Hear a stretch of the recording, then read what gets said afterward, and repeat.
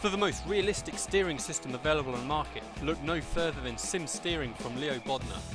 Designed and hand-built at the home of British Motorsport's Silverstone circuit, it's extensively used by professional driver training centres and race teams including Formula 1 since 2010. The high precision and completely linear response coupled with high strength provides the ultimate in realistic steering force feedback. Visit simsteering.com. There are your champions for World Sport Series 2015. Walk racing. Certainly always walked it this weekend.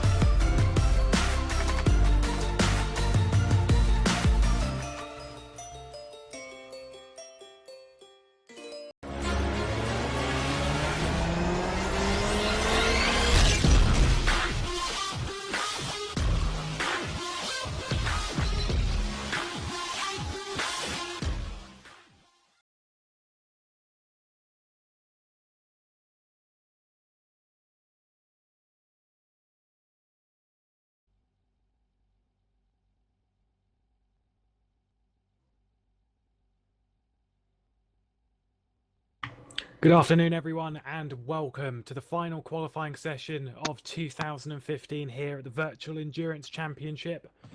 We're about to get ready for qualifying for the 8 hours of Interlagos and potential rain in the area.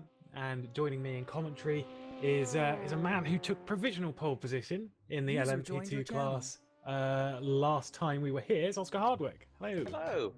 Hello. Hi. So, Mr. Hardwick, someone who is clearly well practiced at this circuit and loves it, right, Oscar? It's my favourite thing. It's not really, he hates the circuit. But you have qualified well here in the past, so walk us through what happened. It was provisional pole position he did cut. We'll gloss over that one quickly. Just run us through, like, what does it take to qualify a car around here? Well, certainly last year it was a nice, dry, quite warm circuit. Very little rubber on, so you never had a lot of rear end grip, and it was always a case of wrestling that. But as soon as you sort of came to terms with the fact the car was going to be a bit loose over the course of the lap, and there are a few corners at Interlagos that just lend themselves to being horribly sideways all the time, and as soon as you allow the car to move around underneath you, you tend to get into a rhythm and start going quicker. I don't think that's going to be me today, but like you say, I've managed that kind of lap in the past. Yeah, as we've alluded to, that rain threat is in the area. It's currently dry in Interlagos, but we do have potential for rain later on in the sessions, especially moving on into the GTE qualifying for the Pro and Am a bit later on, where Oscar will be back. Oscar's leaving us to go and do the P2 qualifying as he's moved up to there. We'll get onto that when that qualifying actually comes around. We're getting ready to go green here for LMP1 as the session is underway. People are leaving pit lane. I think they've got to leave in a hurry because there's a definite threat of rain today. Yes, they will need to get that first lap done quickly. And yeah, along with the rain, you've got that chance of track limit excursions. There is so many places around this lap. Mighty tricky at turn 4. Yeah, there's so many places around this track. The exit of the so many places in the center S is T1, T2 and T3. You can exceed track limits. You've got the exit of turn 4, the exit of the double right-handers 6 and 7. We can cut turn, is it 8 and 11? It's 4 on the curb at 8 and 11. 8 and 11, and yes. In qualifying, you're allowed to cut over the pit entry lane. Yes, that is correct. But if you do it in the race, bad things happen. Yeah, bad things yes, happen. Oscar. Yes. going over the blend line is bad in the races, apparently. Apparently. It's particularly bad if you do it during the first lap, because then you get double the penalty. Apparently. Yeah, but don't worry, because then you can just leave the car and go and do another one. It's fine. Oh dear. Leave the penalty with them. I'm told by Arnie Schumbley that apparently you can go all 4 on the curb in the final corner as well. Probably. I didn't know that. I wouldn't We're risk it. well versed on our knowledge. I'd like to know where he read that. Yeah. Oh, I'd like to know you read that as well. and the Lord Superior of VEC comes over saying no. Simply no. I don't know who's our first guy on a quali lap here. I Actually, can't quickly, whilst we're here, we'll run through very quickly the three teams that are already through into Room 1. Good idea. Whilst we're here, you've got the Doug Henson Racing number 8 car, the winner of the 8 Hours of Silverstone, the last 8-hour race we did. Had a podium last time out. You've also got the number 30 Feeder Sport Poland car, who won last time out in Fuji in the wet conditions. And we also have the defending series champions TXL P1 Racing, who are currently on 42 points, 1 point clear of VRL. So VRL very close to being in that top 3 and getting through into Room 1 automatically, but no cigars so far. But those 3 teams, they're already through. They just have to qualify well, I guess. I think you'll see the likes of DHR Feeder Sport. They can and will qualify well. Yes. We have Nikodem Wisniewski. Was that good? That was fantastic. Nice. Frankly, I'm not going to do any names today if you're on that form. I mean, I feel as though I'll be Kieran was showed teaching up. me earlier. It's fine. Yes, Nikodem Wisniewski is in the Feeder Sport Poland car. That's not a name that I've seen before, but he will be qualifying the P2 in the championship car, currently in 5th position. 5th position, as everyone's setting some times. Kieran Parkin does a 16.983. We're expecting times to go considerably quicker than that, into the 15s. If the session remains dry, remember all these drivers have to get their lap in. The 2 DHR cars separated at the top by 100th of a second. 500th clear of Christian Michel in the TXL P1 racing car. So it's close to the top so far. But yeah, well, I yes, suspect we'll see quicker times, won't we? Yes, as the track rubbers in. Yeah. Those certainly aren't going to be good enough. I mean, No. Fantastic banker laps and to get decent ones in off the bat, but as Lars there caused a yellow and escaped It just his escaped hits. quickly, yeah. Don't know if maybe he's doing just for the 1 lap runs or Yeah, if he screwed up. The thing is in the P1s, the tyres, they don't go off. They just get soft hot. Tyres, yeah, they get a bit too much because What? the front left around a circuit like this actually takes quite a bit of a battering, especially through like the double apex right-hander, and there's a few other corners where the front right is taking, the front left is taking quite a bit of battering. So the front right does as well. For me, from experience, the front left wears more around here. But yeah, the tyres. The first lap's your best lap, and when you've got a session as well. Yes, the front left wears a bit more. But at the end of a run, I was like 5% But more it's down on the front a left. left-handed circuit. Yes, I know. Oh, excellent! That makes loads of sense. Weird, isn't it? But yeah, that's how it's working. I'm I guess it's more interested- because that double apex right-hander in the middle of the circuit. I'm interested to know, and I'm sure that we won't because setups are secrets. That the difference between torque splits and wings that people are running in LMP1, because it's massive. so crucial in LMP1, more so than in any other class, with the wing split, and the torque split. It makes such a massive difference to how the car handles in every single aspect. Yeah, especially around a circuit like this where wings are so important, because you've got stuff like the first sector, you've got quite long straights at the end of sector 3, and I would try and pronounce it, the Retroposta. There you go, remembered what it was now. Coming down into turn 4, you've got, that's quite a fairly long straight. You want some low wings there, but you've got so much stuff in the middle of the circuit where you want fairly high wings, you want to turn in quite nicely. And there is big splits. If you, I'm not going to say which teams, but there are teams that you can listen in on. You know they're running more rearward torque splits because there's a couple of them that are running traction control on low and medium. But I guess you get that initial turn in a lot more with with the further back exactly. torque split. So I'm guessing you're talking maybe like 30-70, 20-80 as opposed to Stuff a like 40-60, that, yeah. which is a bit more regular. Yeah, And a it's stuff 50-50, like I that. mean, go for it, but that sounds understeering. That 50-50, I like my cars understeer, even that sounds a bit too I'll much say to me. we recently, me and a few of the DHR guys, found a mod that used a similar sort of torque splitting thing of the Nissan GT-R LM, and that ran 80-20. Oh, nice. But actually was really nice to drive, and you can talk to Mr. Parkin about it a bit. Ooh. Through You've Casdor seen goes up something. to P1. Nice. Nice lap. Yes, the team, they've been struggling a little bit throughout the season so far, but that is not a bad lap indeed. Where did they finish? They finished 8th last time out to the 003 car. So They've not had much luck in. I say luck. I don't know how much of it was luck and how much of it was silliness at Silverstone. But they've certainly not had the best of luck, shall we say, to give benefit of the doubt yeah, over the first couple of races, because they've never been slow over one lap. no, 10th and 8th for them at the moment. That's their results from the season. They actually qualified at Silverstone. They qualified 4th at Silverstone. They qualified 9th at Fuji, both Room 1s. So they're evidently a quick car, but just struggling a little bit as Kieran Parkin deposes that with a 16.364 for Kieran Not Parkin. hanging about. And Marius Burt went second as well. Marius Burt, Pretty much yep. the same time. Yeah, the 3Y didn't have a very good race last time out either. They ended up not. Oh no, they finished 10th in class, but 22nd overall. They had a lot of problems with rejoining. I think it was Henning Wallet who was struggling to stay in the game. Well, it says a lot for a team that persevere with that and finish enough to get the points anyway. You know. Yeah. It's a good show of character, and you see teams like that, and I'm sure that we had a few last season. It was just a horrible run of no luck, and you feel good when finally they have their good day. Yeah. So, Yeah. I think the 7 DHR car is still waiting for that same good day. Yes. Because they've yes. they were quick last year, they've been quick this year, and it's never quite come together on the day. So, I mean, that's a car that was in contention to win a couple of races last year and has been quick enough to win races this year.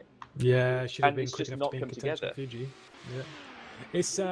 It's bad luck on that 7 car's part.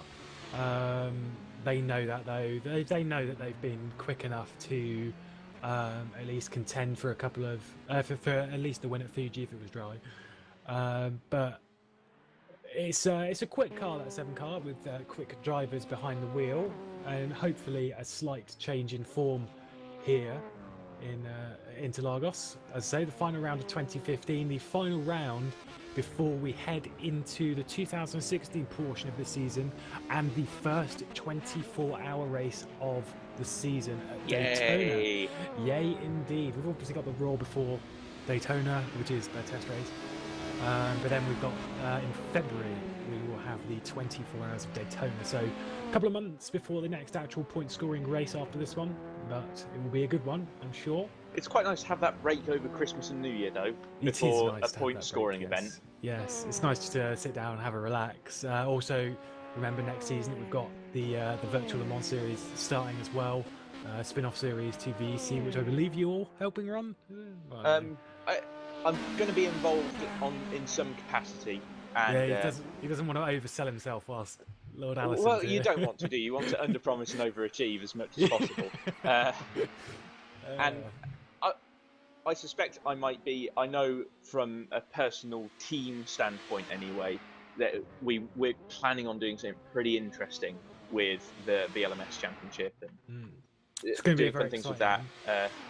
I might even look into being the person doing the broadcast so that Mr. Allison can get a break from doing all the camera work, which is like it's monotonous, tricky work to do for a sim racing event, but he puts in the time and runs the servers. That's why you get nice things with commentary and qualifying broadcasts and whatnot. Yes, the Virtual Endurance Championship currently, realistically, this is my opinion at least, one of the biggest endurance racing series in sim racing, and VLMS hopefully will be up there as well. I would say the only things that what is it? Neo in iRacing, it's a privately run one, is on a similar level with participation. And feel free to argue amongst yourselves about competitivity. It's bloody tricky to go quick in either. Yeah, it is very, very tricky. And then of course you've got other official things, but I don't really count them because you're looking at privately run, and privately run. I think VEC absolutely provides the best. Yeah, it's a best value, best quality of racing in multi-class endurance for us. So. Yeah, first time I've done some multi-class endurance racing here, and it's a damn good league. You do all right, not bad. Yeah. No, see, we were talking about this earlier. Do you want to know some fun facts about my endurance racing career? Okay, number one, I've never handed over a car Right. Number That's two, true because of Le Mans. Yeah. It is true because of Le Mans. I was really trying to hand over at Fuji though, and the You didn't other want to thing- be in it at Fuji. Yeah, no, I didn't. no, Not you at all. have someone else have a go. The other thing is technically I've never finished an endurance race because we had the 2 red flags this season so far. Hopefully something which will be amended this time Well, I around. think server issues can't really be No, predicted but still, for, can they? it's an amusing I can fact. tell you from our point of view in the GTE AM number 42, we were dead pleased that it stopped early because Reese was tired and it didn't work. I was very happy that it stopped early. Currently, though, we will run through the order as we are standing at the moment. Kieran Parkin topping the session on 16.292 in the number 7 Doug Henson Racing car. A good lap from him. Oh, as Marius Burt goes up to P1 in 3 wide motorsport car on a 16.198, so he jumps him by about 10th. In 3rd position, Lars Brugman in the other Doug Henson Racing car, so a good qualifying session provisionally for the 2 DHR drivers. They had 2nd and 3rd at Fuji, currently running 2nd and 3rd now. Team RGPL are in 4th. TXL P1 Racing, one of the teams that technically don't have to qualify because obviously they're already in. In 5th position, Yuri Kazdorp for Revolution Racing, the Brazilian, is in 6th position. He's actually Dutch. Martin Furman jumps up in the P1 Racing car. They had a podium last time out. They finished the runner-up position, did the number 80. As actually Federico Leo jumps up to 7th position for Scuderia GT Italia. Then it's Nikodem Wisniewski in 9th position for Feedersport Poland, the Championship P2 car at the moment. And then Labiella Racing with Miguel Vazquez is the 10th position car. That is your Division 1 positions at the moment. Notably outside of that, I would suggest the main one would be Raphael de Blonde, PRL Racing Team pole position, the first round of the season at Silverstone, currently in 15th place. That is a long way down the order, 1.978 seconds struggling. So strong at Silverstone on one lap pace, and they've never been able to recreate that level of pace and... Yeah. I mean, even SRVN qualified 6th last time out. They're currently 14th, is Jos Freeman. So, struggling. PRL Racing's lowest qualifying from the 2 they've done this season has been 4th. So, to say they're outside of Division 1 is not good indeed. But there is a long time, 10 minutes to go in this session. And the expected rain, not here yet. It's actually blue skies at the moment, which I'm... Fingers crossed, fingers crossed. Yes, I was going to say, you're probably hoping. Yeah, fingers crossed. I got to get in the server after these guys. Don't rain. I mean, I barely know what I'm doing on the dry track, so... I needed it to be as normal as possible when I enter the server. Indeed. I see just starting a lap. Be an interesting one to run around with. As he comes down through turn 1, turn 2, turn 3, it stays nice and legal through that. Very, very easy to cut. And it's actually something that I wanted to bring up was that this will be probably, so far in the championship at least anyway, the most provisional qualifying session you'll see so far, because the ease it is to exceed track limits, etc., the order can completely change heading into the race in a week's time. So don't take the order like fully as it is now. As Kieran cuts the T8, obviously legal to do so as long as you keep 4 wheels on the curb. But yes, it's a very, very provisional session, as will be all 4 of the sessions heading into Interlagos. An exciting race in prospect so far, as quite close. It is at the top, as not really seeing the order change too much at the moment. Everything's calming down for the final 10 minutes. We've seen this before quite a few times though, Oscar, haven't we? Where the orders changed very dramatically in the final 5 minutes. Particularly, I mean, we've seen this at pretty much every session so far this season. Sort of like 6th to 13th goes crazy. Yes, in this final bit it'll really chop and change. There is quite a big gap though at the moment. 6th is currently on a 16.8, and there is quite a gap back realistically to 10th. The top 10 qualifying within a second as Marius Burton improves by a whopping 0.004 of a second. But yeah, the top 10 separated by just under a second. And there's a little bit of a gap between 10th and 11th, but not too much, about 10th of a second. And there's a couple of tenths back from them to 12th. And Raphael de Blonde's still not got that lap in. That is amazing to me. Are they on? They're on softs. I don't understand why PRL are struggling so much pace-wise. Bizarre. It's been weird. I don't really understand why PRL have lost so much. And another one, Jos Freeman for SRVN all the way down in 14th. Jos is not slow. Not looking like they're really. I mean, they're 6 odd tenths away from 10th. It's a big old gap to make up in not very many minutes. So yeah, it's a long one to make up that one. But well, we'll see. There's still time left to go in the session, and well, we shall see where it goes over the final 7.5 minutes. As they're just looking to see if there's anyone.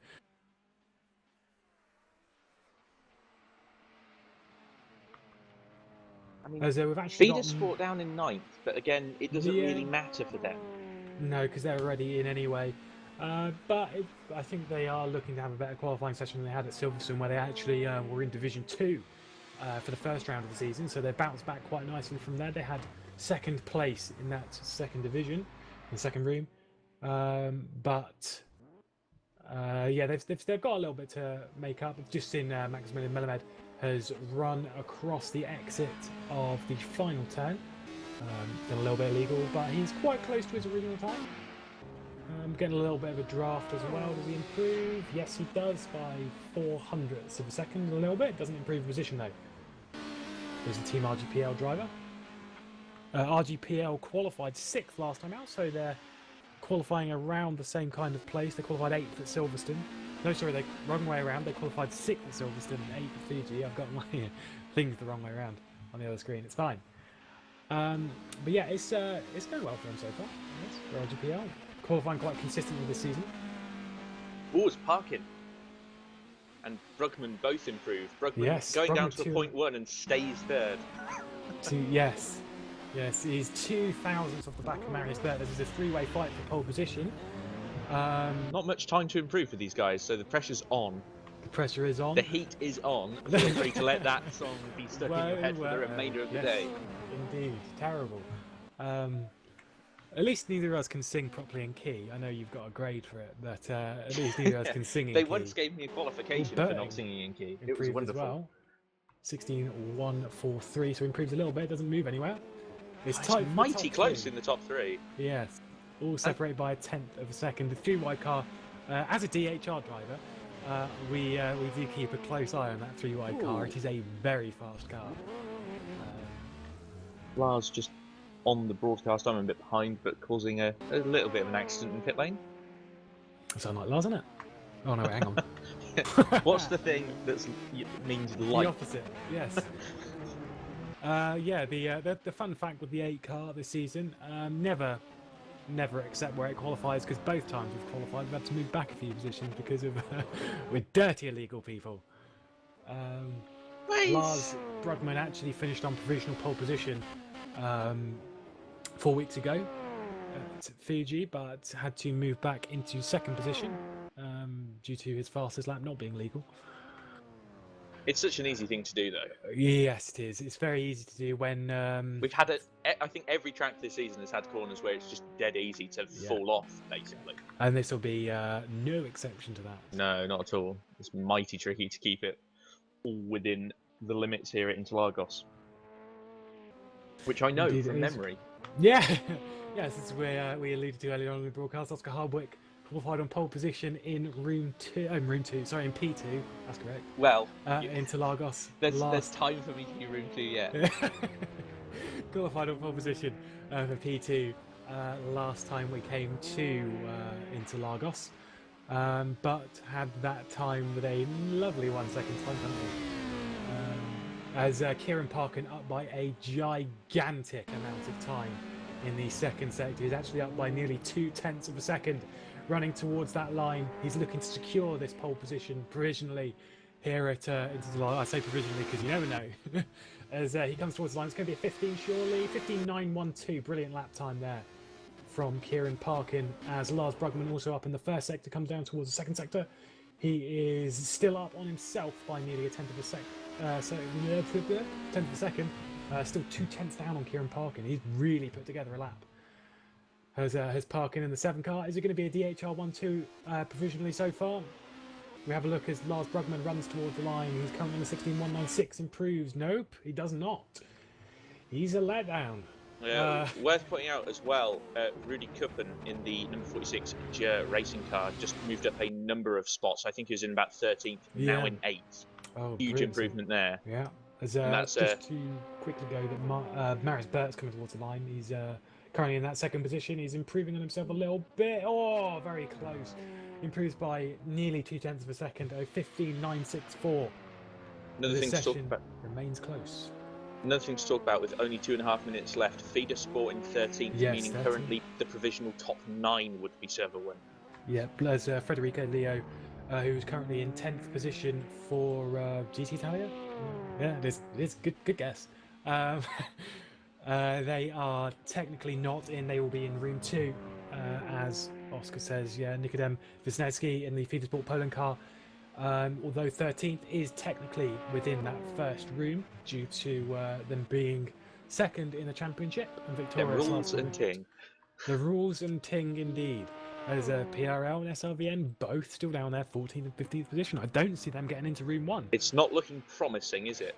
But Particularly with PRL still on an 18, whilst 18.1. the pole time is currently a 15.9 provision. Yes, as I did see someone jump around there, but I didn't see who it was. Oh, it was is it Insped Racing? I think jumped up to 10th position, which would be technically the room 2 pole position at the moment. He is 3 thousandths of a second away from getting into. Did you not want to try his name? No. No. No. I can do Nikodem Wisniewski. I can't do Any of the other ones? no. Kieran Parkin, that's Kieran- the real Kieran difficulty. Kyran Parkin. Kyran Parkin. They're horrible people. It's okay final though, minute. because we know Kieran, so we can Yes. we can take the mick a mispronounce bit. his name because it's entertaining. We can take the mick a bit, yeah. Everyone's getting ready for their final laps of this session. Marius Bert towards the line, 50 seconds to go. He's starting his final lap. Lars Brugman already on his. He's currently in the 3rd spot. Christian Michel, championship winner last year in that number 1 car, comes towards the line. He is starting a lap. Everyone, as I say, starting their final laps of the session. Kieran Parkin probably to start his final lap. I don't think he's on a timed lap at the moment. He's not. Oh, he wasn't a time lap, but wasn't improving. It was a half second down, so that's fine. We see who is that who just moved up. Miguel Vasquez jumps up to the 7th position, which is good. He was sitting on the bubble. Labiella Racing in at the moment. Federico Leo improves to 11th. This order is going to chop and change very aggressively. We've got the Texas driver's car and the SRVN car remaining in the pit lane as the session Check it out. comes to a close. Yes, the checkered flag is out. Very astute, Oscar. As I think Lars Brugman did improve there, and I think he's still got another lap, but he's got traffic, so I don't think he's going to be able to improve. 16.007 is his lap time at the moment, as the car ahead gets out of the way. Marius Bert not improving, he's coming down pit lane. Christian Michel coming up towards the line for the number 1 TXLP1 racing car. Is he going to improve? From 4th position at the moment, Lars Brugman escapes. Lars Brugman will stay in 3rd position. Christian Michel towards the line does not improve. So that pretty much there secures provisional pole position for the number 7 car, Kieran Parkin. Fantastic result from them. But we still have a few teams to finish off laps, and Kieran Parkin will be one of them. He doesn't improve. What else have we got? We've got Melamed coming towards the line, Team RGPL. And we had Wisniewski, who did not improve. So he is in 13th, but will obviously go into We've room got 1. the one to watch is Federico Leo, who doesn't improve. Doesn't for improve, no. Scuderia GT Italia. Melamed towards the line. Is he going to improve? No improvement there. So that there is our order. We'll quickly flick through the top 10. That's the P1 qualifying. P2 you may now enter the server. Don't know if that was caught on the broadcast with Mr. Allison there, but the order has already gone away from me. Oscar Hardwick has departed us and will go for his LMP2 qualifying, which will be underway shortly in about 5 minutes' time, I would guess. But yes, an interesting qualifying session there. No rain so far for qualifying here at Interlagos. Potential though for rain still across the next few sessions, and whilst we are waiting for this session to begin, must remind you that it's Team Spirit Racing driven by Anthony Jans, who have had both pole positions this season in Room 1. He had the pole position from SimHQ Motorsports and PRL Logitech at Silverstone, and then from PRL Logitech and SimHQ Motorsports at Fuji. So nice and close there, and the same few people appearing in the top 3 each time. And in fact, it's Team Spirit Racing who lead the standings. So Anthony Jans already through into the race either way, currently with both wins in Room 1. Odin Racing are second in the standings. They are through as well. And it's Scuderia GT Italia, the 60 car. They are also through automatically. They are joint on the same points as Team RGPL, who finished 4th last time out, 3rd, 5th, something like that. Who knows? I've just pulled a number out of my brain. But Team RGPL, very, very close. They're sitting there on 44 points, same points as Scuderia GT Italia, but because they've had a Room 2 appearance at Silverstone, which they did win, they are no longer locked into that top lot.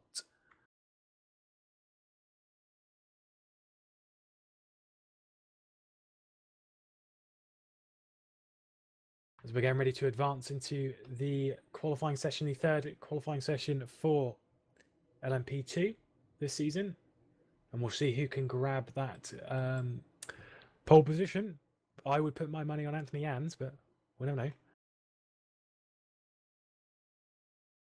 User was moved to your channel. As now we have the pole sitter himself from the LMP1 category. It's Kieran Parkin. Obviously knows how to qualify a car around this circuit. So talk us through it. How? What are you trying to say? Are you saying I'm not good at racing? I am saying you're not good at racing. You're absolutely rubbish. Oh God. Not really. Not really. But still though, pole sitter from the previous session we've just had. So talk us through, what does it take to grab a pole position? What do these drivers need to do here for the P2 session?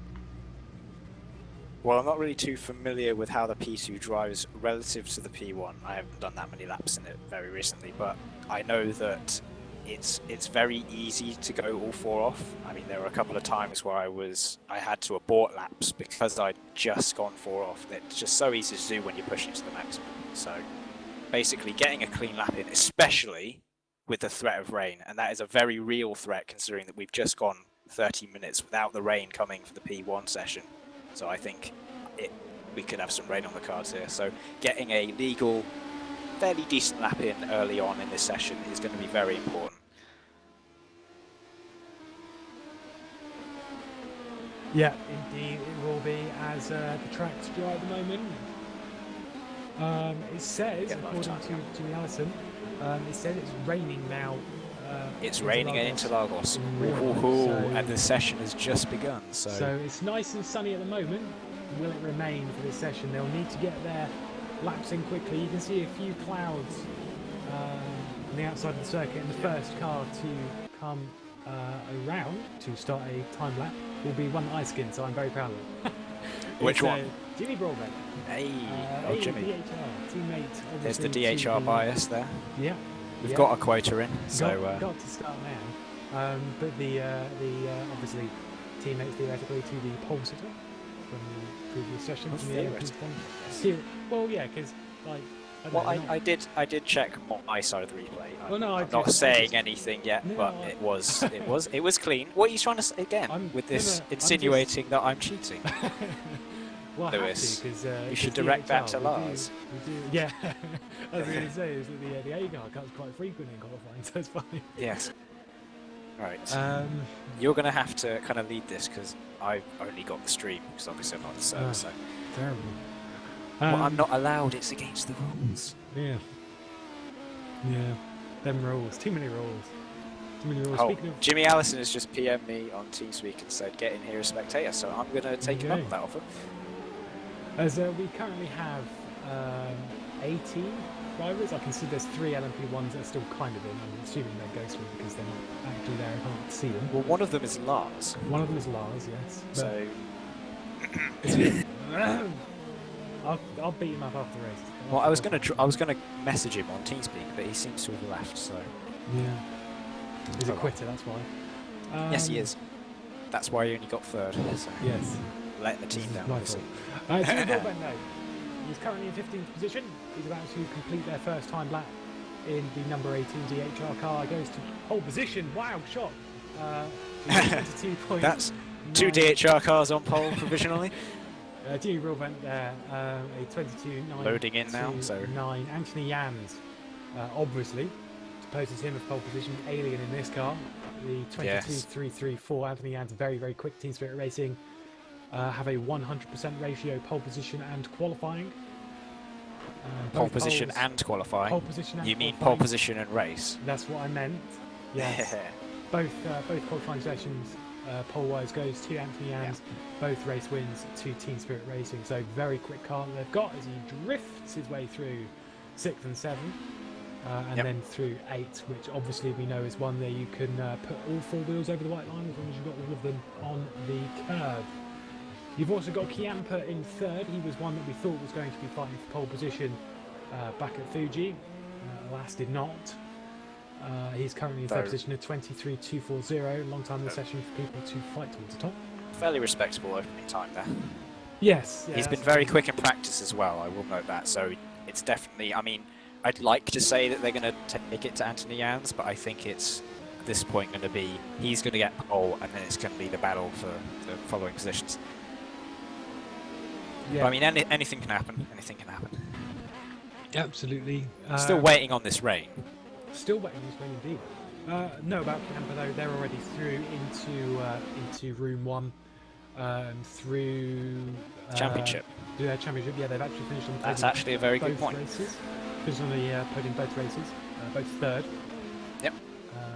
For the 2 races we've had this season. So for the final race of 2015, heading in towards the 2016 portion of the season, Joe Kiampa already through, and the other car that is already through is, I said it earlier, it's the Scuderia GT Italia number 60, which They are currently 8th they're as currently 8th indeed, yes. Champa goes 2nd, displaces Jimmy Broadbent. Which we're not happy with because we're horribly biased. Jimmy Broadbent comes towards the line, he's about to start a lap as opposed to finish one. Just looking for other people that will be improving. Daniel Oscar- Schmidt comes towards the line. Oscar's starting a lap, so we'll Indeed. keep an eye on him. Indeed, Oscar Hardwick, brand new to the number 24 car because he racked up loads of penalties and thought that's I was wondering if you were going to mention that. I'm glad you did, didn't. because if you didn't, I was going to. Yes. No, Oscar Hardwick though, he's jumped up into the LMP2 car, which was, to be honest, it was kind of a planned move anyway. Yeah. But he's in that Whoa, LMP2 gets car, as you big can slide see. coming out of turn 10 there. Yeah. He was very quick in Fuji in the Magenta Warriors GTM car. Moves up into the P2 as they were a bit short on drivers in that P2 car. With, Well, he's just nice gone car. 4 off it twice in very quick succession there, so yes. that's not going to Reminder be. Reminder as well that Interlagos last season he was on pole position in this category. That is Cut true. T4 though, and a lovely time penalty for that. As it doesn't improve because he just abused some of the curves a bit too Well, much. he was very ragged coming out of 10. He got a big rear slide and also went off on the run up to turn 13 and then went very, very aggressive over the curb, which upset the rear again there. Anybody else on laps improving at the moment that you can see? We've got Kiampa coming towards the line. I don't know if he's on a lap. I think he might be coming up to start a lap now. He is starting a lap now, yeah. which is a good track.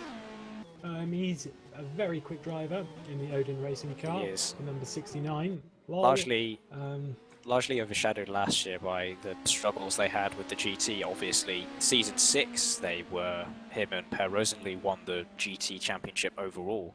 Had quite a lot of struggles last season with I think they were running the Aston Martin. I have a feeling that they switched to the P2 class, especially for Le Mans, and up until their unfortunate DNF, who were running quite strongly. I dare I say they were leading up until that they had their issues. That is way more knowledge than I can keep in my head, so good job. Kerry Parker. Yeah, see, this is what happens. See, this is why I'm here. I've been here longer, so... Jumps in and has way more knowledge than that other guy that I was commentating with earlier. God. Yeah. Who's this Oscar Hardwick fellow? Apparently he's pretty quick, quite egotistical. He'll really like me watching this podcast. Camper currently a 10th down in split 1, 3 tenths down in split 2, so he's lost quite a bunch of time there. As I don't think that's actually starting a lap. As actually, here we go, McBride. Bob McBride, tenths eyes gone illegal on the exit of turn 7.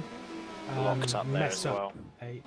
But he was 2 tenths up in that first sector, so the number 39 car evidently having quite a bit of pace. Yeah, Chiampa's aborted coming into the pits. Who was McBride? That was the one earlier spamming the throttle on pit lane. Yes, it was. Wildly annoying. Just heard an Orica maxing out their revs. I'm like, who's that? He's definitely got the pace. He's just struggling a little bit in that sector too. Yeah, so probably running Ace is very good at the minute. Probably running those lower wings. Has that champion car qualified in the top 10 this season yet? I can tell you. Hold on. I think that would be a first for them. It would be. They have not qualified in the top 10 this season. I've got my lovely standing graphics up on the other screen, which I can be like, oh, that's amazing. But yes, we've got Anthony Ans currently on provisional pole position. Pedro Gomez has just gone second. He has, yes. That car, very close to Jans, actually, only a 10th off. I believe the Sim HQ Motorsports cars qualified 2nd and 3rd. They finished on the podium. They finished runner-up at Silverstone. They didn't finish on the podium at Fuji, which is why they're not in that top 3. But they are looking to bounce back. They're only 2 points away from 3rd position in the championship, so they're very close, very nice and close. Been in Room 1, obviously, both races so far. So currently in 2nd position. And the other team that constantly qualifies up in that top 3 is the PRL Logitech Racing, which... Currently 8th, 23.166. Yeah. So you would expect that car to improve up towards that top 3. And they are quick guys. So they are very quick guys in the PRL. Schmidt has actually just done his fastest lap. I think he's winding up for another run now. As who's that just Daniel Schmidt. Oh, Oscar Hardwick jumps up. He's gone into 6th. 6th position. Broken into the 22s. Probably exceeded check limits of turn 4. I'm horrible.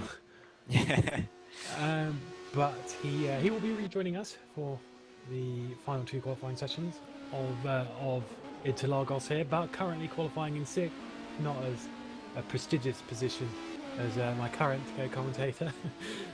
But yes, Jimmy Broadbent, what I was going to say, he's qualifying very nicely at the moment. That 18 car has qualified in Room 1 both times this season. Couldn't start Fuji though. They've actually qualified 18th. I think it was 15th both times. Hey, what are you on about? That's where they've qualified at Silverstone and here, so it's 5th in class and 8th in class. Oh, okay, yeah. You confused me for a second. I was like, what? Yeah. Hang on. It's fine. No, so that car's been in qualifying. I think it's Jimmy's qualified both times as well. He's done it both times. So currently moved down to 4th by Borja Milan in the flat He is on a slightly quicker lap. Oh, lovely.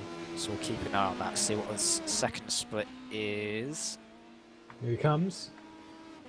He is up by 2 tenths. He's quite a way up. This is going to be a better lap for Jimmy. Stays nice and legal through the final turn. Champa's just gone. He's just bumped Jimmy down to 5th. Joe Champ with a 22.7 at 4.3. Nice. Jimmy's going to come up to the line now. It's going to be quick. What's it going to be?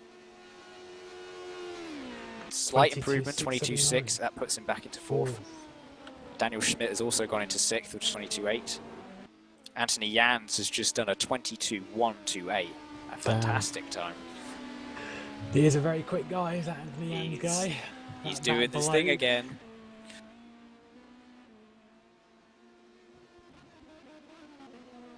There's Odin Racing, currently in 5th. So that car is second in the standings. I just want to say something, that they actually, their highest qualifying session this season has been 5th in class. So they've got a little bit of work to do for Odin Racing.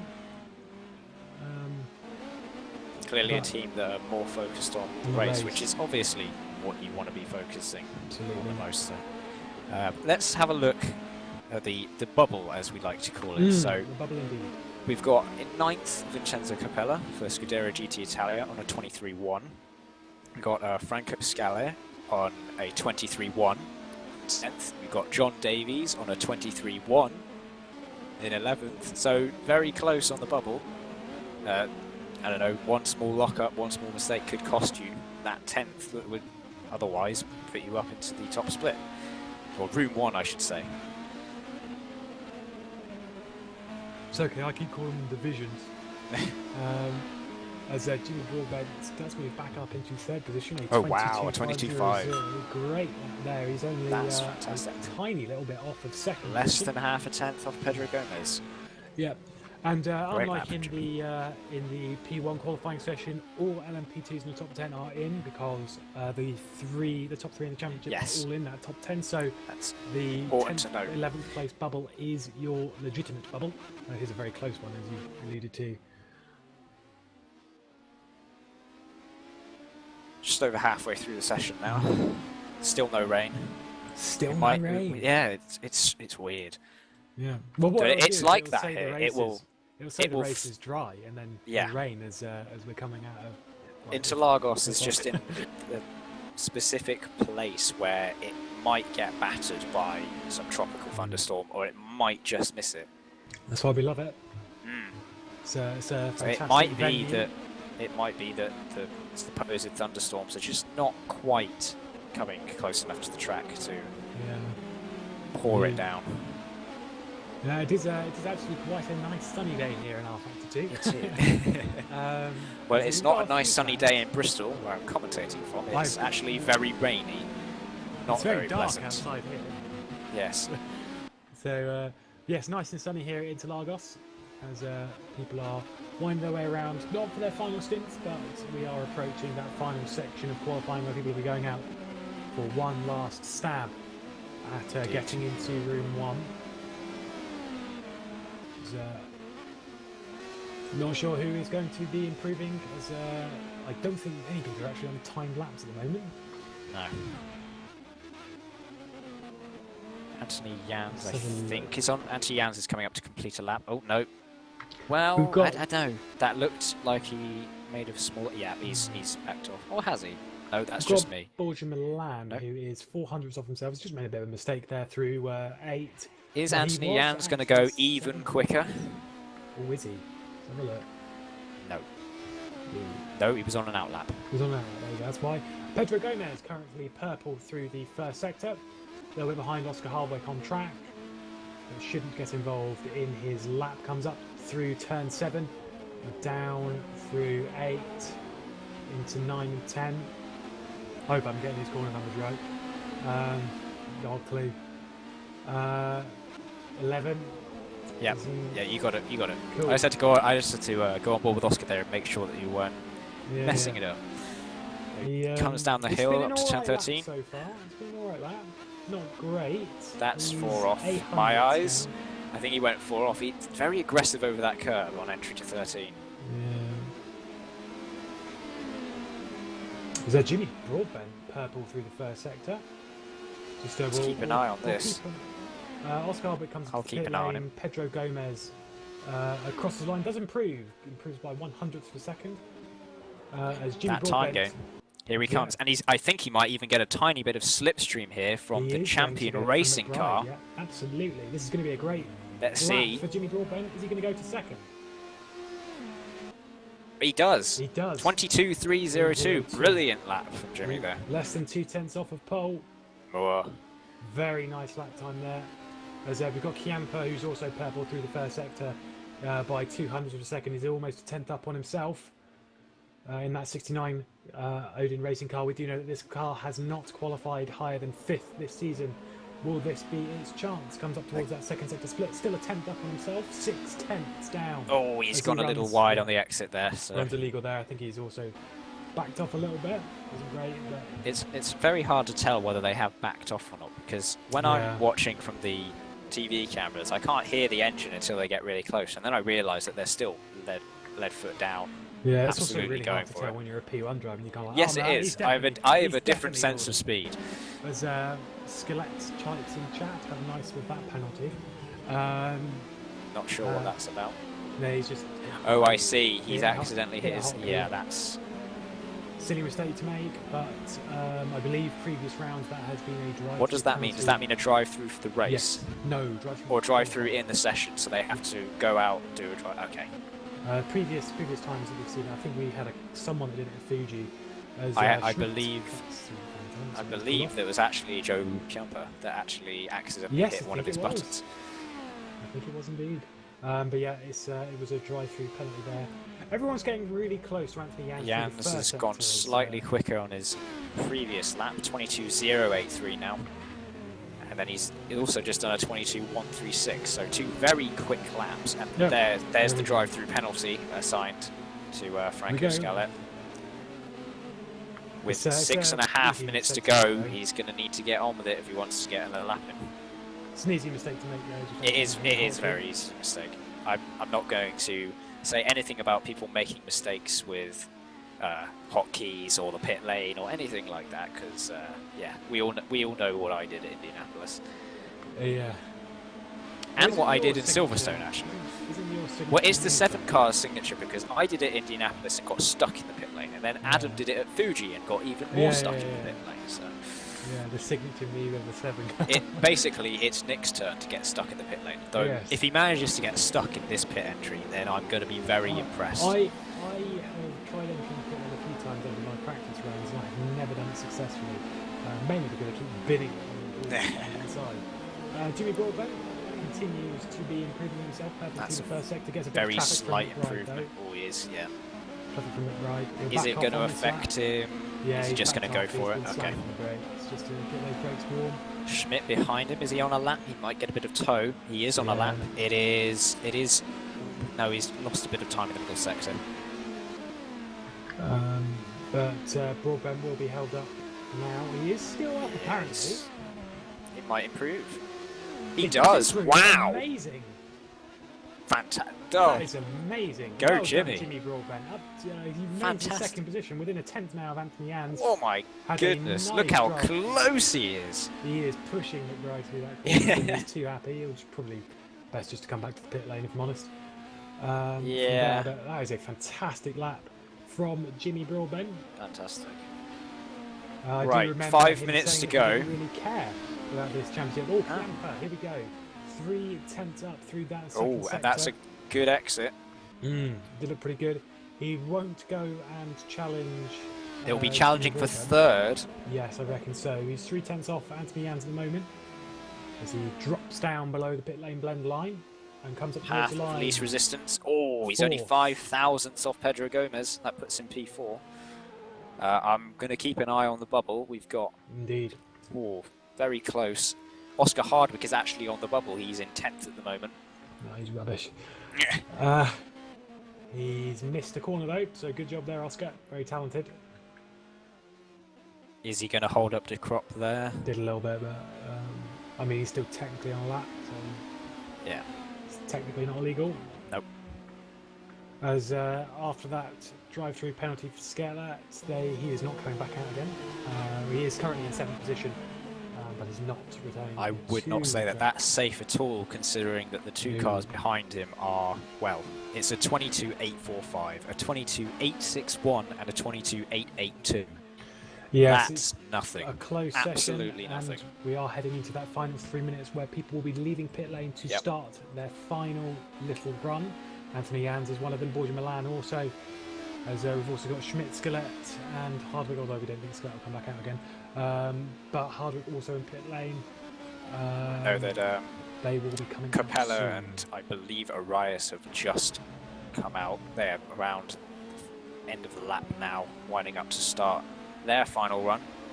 Jimmy Broadbent is also about to start his final run. Yeah. Keep an eye on that. Yeah, I don't think Daniel anyone Schmidt really on that. really pushing coming out of his pit box there. Getting a see bit of a the wiggle on. Power Max car, Jim Davies or Davies, I don't know if it's John Davies. John, he's- just a complete guess. I saw Jay. I do apologise. He was 10th off in the first sector. He might get a little bit of slipstream from Capella. Is he going to improve? No. Oh, he gets so close to improving. Oh, 12 that's- thousandths off. His I've done that. I've done that Mm. more times than I care to Well, admit. the thing is that he also lost nearly 2 tenths through the first sector, so definitely that Yeah. car has got time to get up into Absolutely. the first room. As we've got De Crop coming towards the line, P11. At the moment, he is nearly 2 tenths up on Broadbent himself. looks like he's slightly. Oh, nope, he's So got De past Crop comes towards Standerson. the line. Oh. Yeah, De Crop improves to 9th Oh, good. That In pushes the Oscar next- down into room 2. in the Kyushu. He's now Motorsports 11th. car. Yeah, very nice there. As Arias is also improving. He's in 10th. He's on the bubble at the moment. Oscar Hardwick getting ready to start his final stint. Diego of the Carranza, session. John Davies, and Mathieu De Crop all leaving the pit lane at the exact same time there. Apparently the rain has Just passed under as 2 well. minutes to go. The rain has passed as It's well, so we passed. should Well, not that's no be having fun. rain. It is no fun. Well, I guess it doesn't really matter because they've all put in really quick dry laps. Yeah. So. Oh, Arias, keep an eye on this. 3 tenths up through the second sector and smoking his way up He the is. hill. He is pushing that engine. That is heated. I have a feeling that that was something Oscar was trying whilst testing the B2 at Fuji. So, and he does improve. He goes up to 6th. Very nice lap. As Schmidt. That knocks out Anthony Moras. Schmitz, no, who No, improved sorry, there? it's just- That was Capella. Was that Capella improving there? I don't know. Oscar Hardwick though is. It half a was. tenth up Capella in the just first improved. sector. He's improved up to 8th. This session's going mental. 1 minute to As go. As we expected. Oh, Oscar Hardwick. He's say he's a 10th up himself, or half 10th up on himself. Who else is improving? We've got Schmidt who's up by a quarter of a tenth on himself through the first sector. Chiampa's coming towards the line. We have Borja Milan spin coming out of the final turn. That'll be it for him. He is going to try and come back out. Oh no, I think he's realised. how much Oh time no, he his Pedro- ping has skyrocketed. Pedro I will Gomez mention that. on a fantastic first sector. Currently in P3, he is a 10th and a bit up on himself, nearly 2 tenths up on Anthony Yan through the first sector. Comes through the second sector, and he's looking like Nice he's and going to tidy. do a fantastic lap time. Borja Milan does re-enter the track, and he's going to try again. He won't get around in time, but No. Anthony Yans has called it quits. He's had enough. 21.793 from Jans, though. That is a Amazing fabulous lap time. Looking secure for his third pole position of the season. As Pedro Gomez comes up towards the second sector split, he is 2 tenths up on himself, nearly 3 tenths up on himself, 2 tenths off of Anthony Yans. Runs out of the final turn. Good drive. See if he's Not going seen to do it. if Yes, this is going to be a good lap. Will he Coming knock third. Broadbent off the front row? I have think seen so. Jimmy has crossed the line in time. He is on a lap right now.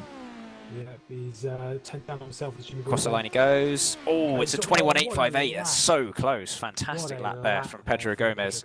Yeah, Now we've got to absolutely. keep an eye on Broadbent. Broadbent in third has just been knocked down. He is on a lap. Also, I saw don't Oscar know if Hardwick. it's better. Oscar Hardwick did actually improve into the top 10. He's currently P7. He is slightly off in the first sector. I will keep an eye on it. De Crop currently on the bubble. 3 tenths up on himself though as he comes towards the line in the 07 Kyushu Motorsports car. Oh, Final Jimmy's lap, got- up towards the checkered flag. Oh, what a lap there from Oh, De wow. Crop. There goes to 5th. Brilliant lap there. Fantastic lap. Who No, else we- Broadbent has aborted his lap, so he'll be third for the moment. Anybody else still on a lap? Borja Milan obviously I think pulled so. off. Daniel Schmidt is coming up to the line. See if he's going to He's improve. not going to improve. He's not improving. He's about 4 tenths down himself. I think that is it there for our qualifying that is it session. for He does LMP2. improve by a tenth in the final sector, did Schmidt, but not enough overall. So, He's still 6th. User Once left your channel. again, we have Anthony That's Jans. Anthony Jans on P2 pole. qualifying. Big GT shout out Pro, that you may qualifying now session. enter the server. And not just through bias, but Jimmy Broadbent did a fantastic User joined job your in that channel. session. Brilliant Gets stuff. to third. Also, a big shout out to Oscar Hardwick in his first qualifying session in the LMP2 class. in Division 1. That's the first time that car has been in Room 1. Obviously, the winner at Room 2 at Fuji. And we now ready to head over into the GTE Pro qualifying session. Obviously, as I said, the final one of 2015, and no rain threat in the area at the moment. Although it's changing all the time.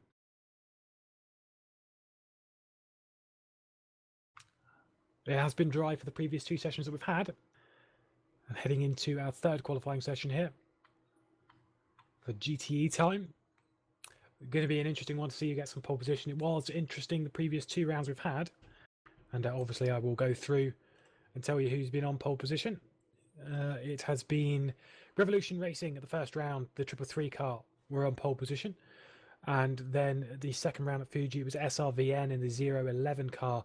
Most notably, though, of that qualifying session at Fuji was Team Vires in the 99 car in their first qualifying session in GT Pro. Actually qualified on the front row, so good job there. And I believe third last time out was Walk Racing as well. Walk Racing as well, yeah. Walk Racing have been on the front row at Silverstone. They were it'd be third in Fuji. Yeah, I don't think they've had the best season though. I know in Silverstone they had a lot of issues. Yeah, Fuji, they were 7th in class. Yeah, they've not had a great season of Walk Racing. Had a bit of bad luck. Hopefully looking to change that around. Yep. As the LMP2s are cleared out to make way for the GT Pros server.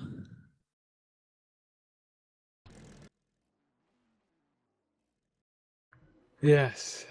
Yeah, making way for the GT Pros, as you said. And I will go through these standings very quickly for GT Pro, listing you the top 3 that are already through into Room 1. You've got SRVN, Victorious at Fuji. As Jimmy's left the channel, I'm sure we're going to get a race director message in a minute. But yeah, SRVN, there it is. Just a note to Adam in Team Rosaria. You are in a VEC car. You did not submit a skin. We need a skin before you can race. There we go. I don't know if that comes through on the broadcast. But anyway, SVN Victorious at Fuji, as we've said. Sim Racing for Holland. Victorious at Silverstone in Room 2. User joined your channel. And they had a fairly good result at Fuji. I think they were ranked 4th at Fuji. I think that's correct. Yeah, I think they were 4th at Fuji. They are the number 51 car there already through as well. And then joint on the same points, 46 points as well. Northern Light Racing, who were victorious at Room 2. They won in Room 2 last time out in Fuji. Beat the conditions. Drove excellently. Indeed. Who was victorious at Silverstone? In Room 2 in GT? In Room 1. Room 1 in GT. Hold on, I'll pull up the standings and I'll have a look. 1 second. Oh, of course, it's Freke Azur. Of course. David Greco. Yeah, of course it was. Marco Conti. Yeah. Those guys. They weren't there for the last round. I can't remember why. No, they were there, but they were the only DNF in Room 1. Of course they did. Yes. Not sure why or what the issue happened. was, but they did. They were only a couple of hours in. Yeah. It was sometime around when it started to dry out and everybody started to stick the slicks on. But yeah. We do have a returning Oscar Harwick who qualified 7th, something like that, in P2. No. Yeah, I know that's what it said, but no. Oh, right, you cut. Twice. What a surprise. Yeah. Yes, I saw that a lot. Yes, we did know you're cutting, Oscar, you dirty, dirty cutter. Well, in my complete defence, I was learning the circuit. Yeah, that is actually true. I haven't actually seen you on the server at all in that car. I've done laps, but they were at night on a different setup with hards, so I didn't know what was going on. And Oscar's not too great at this circuit. I actually remember one time Oscar Harwick being in championship contention in a league at this circuit, and he decided that a Finn, a Finn going into turn 1 was an excellent place to park his car. Good stuff. Good stuff. That was like 2 years ago. Wow. Yeah. And then he got banned. Well, as is life. But yeah, it was a tricky session, and like you got to give credit just to everyone that the level of competition from last year to this year has made the jump that it has. I was looking at the times, and I think from 6th through 12th were covered by about a 10th, 2/10. Yeah, I mean, was insanely close. These LMP2 cars seem ever so slightly slower over the laps than the ones we had last year. But I mean, the guys are still pushing new lap records, and everyone's going for it. I mean, like, I understand I cut, but you know, that was an element of being put on a spot where you have to push to that extent. Yeah, and when you're And it's pushing as hard, it's so easy to cut around here. So. And it's like, I knew that I know that I'm fairly quick most of the time, and so I was just pushing to find that. Oh, there's the ego right there. We can hear You heard it here first. I was pushing because I knew that the half a second was in the car, yeah, at least, and like I found it and looked back at the lap, and again, they weren't big cuts or anything. They're just on the white line ones, but you know, you've got to be as careful of them as anything else. So I suspect I won't be the only one, but it's probably going to land us in server 2 at this stage. It was a cut on the white line like it was last time. Yeah, very similar to the one that I served last year. Think of it this way, Oscar. Last time out, you guys qualified in Room 2, and you went on to win the race in Room 2. So very true. And like again, I've got to say that, you know, I qualified there. It wasn't a great job, but the other guys that we have in the car, Hillebrand and Ayala, they're fantastic over the race distance. They're really, really solid drivers, and you know, I can't possibly be happier about having them on my lineup, and then having the likes of, you know, we'll see Reese in the session after this one, and you've got Jake in that car as well. Like, I've got a bundle of strong drivers in what is a new team in this series. So, like, we're obviously not winning races in Server 1 yet, but we're not upset with the results we're getting. Yeah, indeed. All still learning, so. Exactly. As the session is underway, and towards the line comes Nikki Jakovic, who goes to second. Just wanted to point out this car. We have said this earlier. They're quite new in the number 99 car. They did qualify third or second last time out in the Porsche. And currently it's a Porsche front row with Risto Capet on pole position, looking for their second front row start of the season. But yeah, that Team Vyro's car. Well, what are our thoughts of that car and how well it did at Fuji? I don't know where it finished in the race. Let's have a look. It finished 5th in the race, so it's not bad. But obviously qualified second. Serious pace in that car. Yeah, well, you know, Vires is a name a few of us know, and they've got a whole host of really fast drivers. Like Jakovic is incredibly quick, and I mean, there's a lot of competition in GTE Pro, but you got to think that he's going to be up there most of the time. Love that livery as well. It is nice. I mean, it's missing a few logos, but it's it's asymmetrical, isn't it? That's what I like about it. Yeah, they're the best liveries. Oh, there's a little bit on the bonnet that's a little bit asymmetrical on the roof, but I think both sides are the same. And no, asymmetrical cars are horrible, mainly because they are an absolute. That's the guy that does the liveries.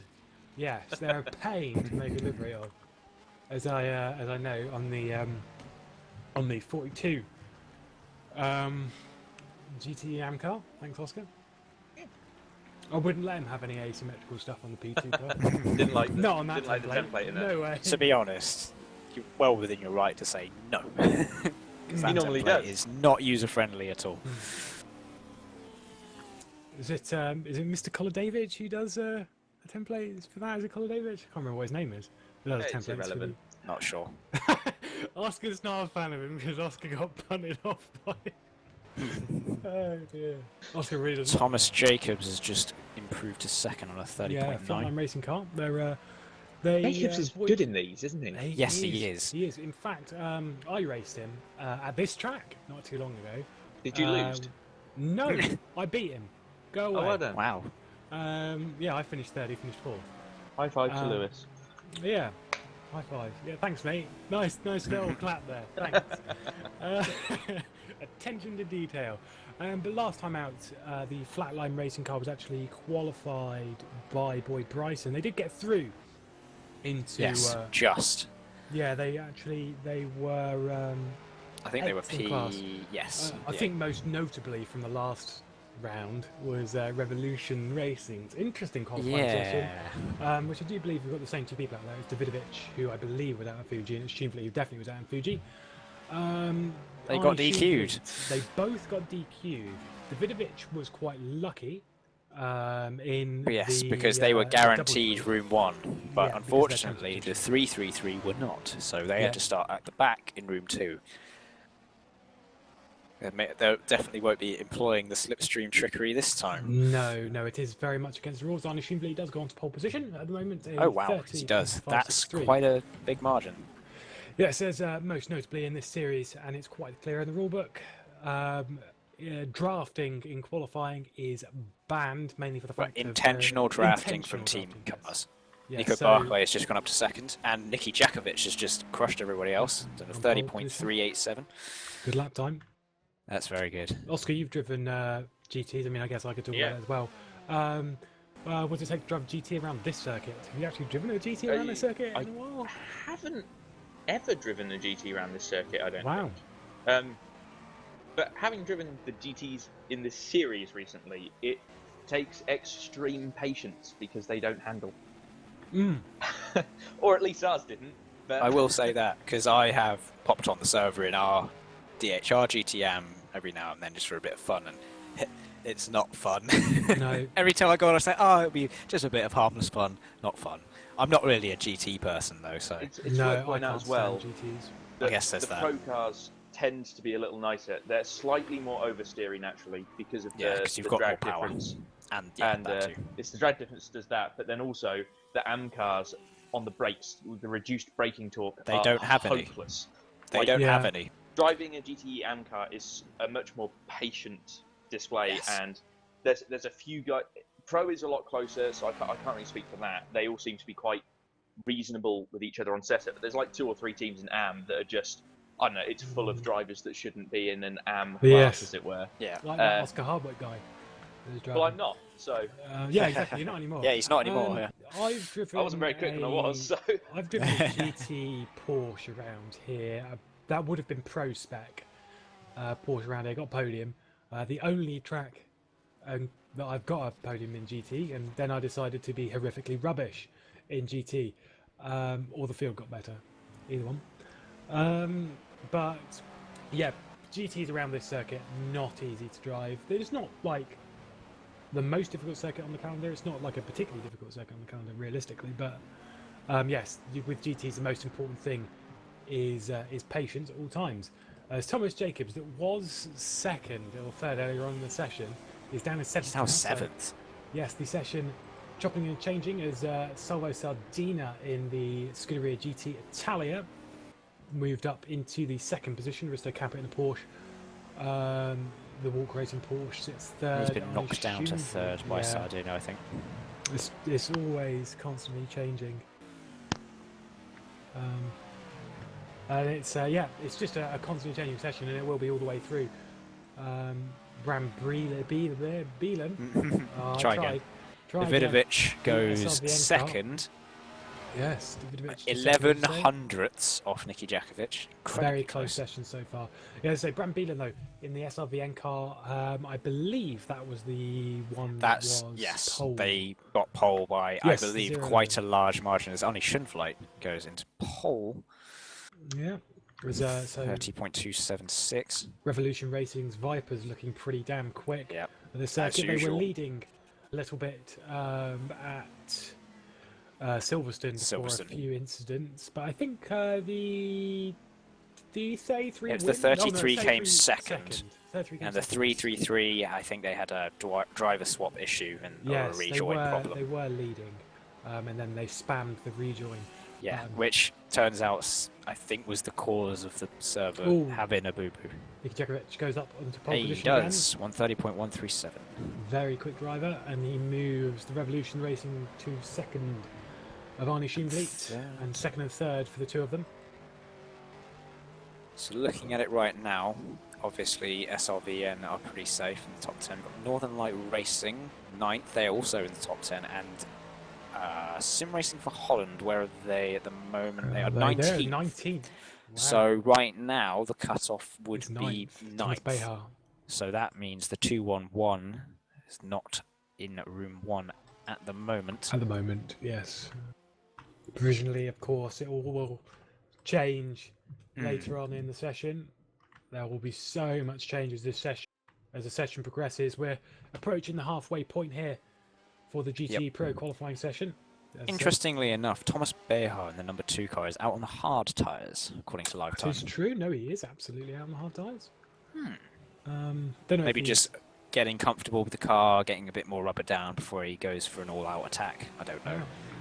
Stefan Kanitz moves up into 9th. Risto Capit also improves back up into 3rd. We've also got D'Alessandro, who is in the race-winning The car. 53 car. Now that's lower down than I'd expect. It's in 15th at the moment. They're 2.5 tenths up in the first sector on himself. 4 tenths down on Djakovic's time. Across the second sector, he's 4 tenths up on himself, 8 tenths down on Djakovic's 4 time. tenths up. That would put him just on the bubble. Yeah, so this is the car, the 53 car is the one that was victorious in Room 1 at Silverstone. So it's a very quick car. And let's see what he is like towards the line. Currently on a 31.682, improves to a 31.085, goes up to the 9th position, which is Bram Bielen in the 011 also improves up into 4th. So have a look who else. Kanitz improving in 10th position at the moment. Across, he's lost a load of time, about 7 tenths on Djakovic through that middle sector. So evidently running a bit lower wing on that Porsche. Running up towards the line though, he's 10th and a bit up on himself. Will he be able to move up from the 11th position he currently sits? He's just been moved down. As Kanitz comes towards the line, 31.196 improves to a 31.075, improves to 10th, but at the moment, with Marcel Offermans in 18th, it's not enough for Room 1. Yeah, for Room 1, yeah. Indeed. Davidovic improves up to 2nd. Revolution 2-3 at the moment. Only 9 thousandths off Djakovic. It's a very close. Lap time, very close. We're seeing this trend occurring in the qualifying sessions, at least I know in P1, P2, in all classes. All so far. Apart from the few quicker drivers in GTM, you've got just everybody is so Barkley close. Improved by a massive P7 14 thousandths. Yeah, well, with it being this close, those 14 thousandths could make the difference. Yeah, he's one of the 2 overstep racing cars. I believe the 100 car didn't actually initially qualify for. No, but I think they got in on penalties, helped by. Actually, no, they didn't. Oh no, did they not? They did not. They were not in Room 1 last time. They were in Room 2. They finished 3rd in Room 2. It was the 101 that got into Room 1, if I remember correctly. Yeah. I recall them being on track. Yuri Gizhin pushes. Thomas Jacobs. I was just going to say he's pushed Thomas Jacobs down, but he hasn't, because Jacobs has just gone to the pole by 2 thousandths of a second. Very impressive lap time there from Thomas Jacobs in the Flatline Racing Aston Martin, a 313 car. Currently sitting on the provisional pole position. He improved by 8 tenths of a second to secure that. He is 4 tenths down in the first sector, so he's not going to improve for a second time. As Djakovic starts his lap, we've got Arnie Schienvliet, who is a 10th up on Jacobs through the first sector, who's 200ths up on himself, which would be enough to move him on to that pole position. He's that up on himself in the first sector, comes towards the second sector split, down the hill towards the final actual braking and turning point of the circuit. He is still 1700ths. He's matched himself perfectly as Capet goes on to pole.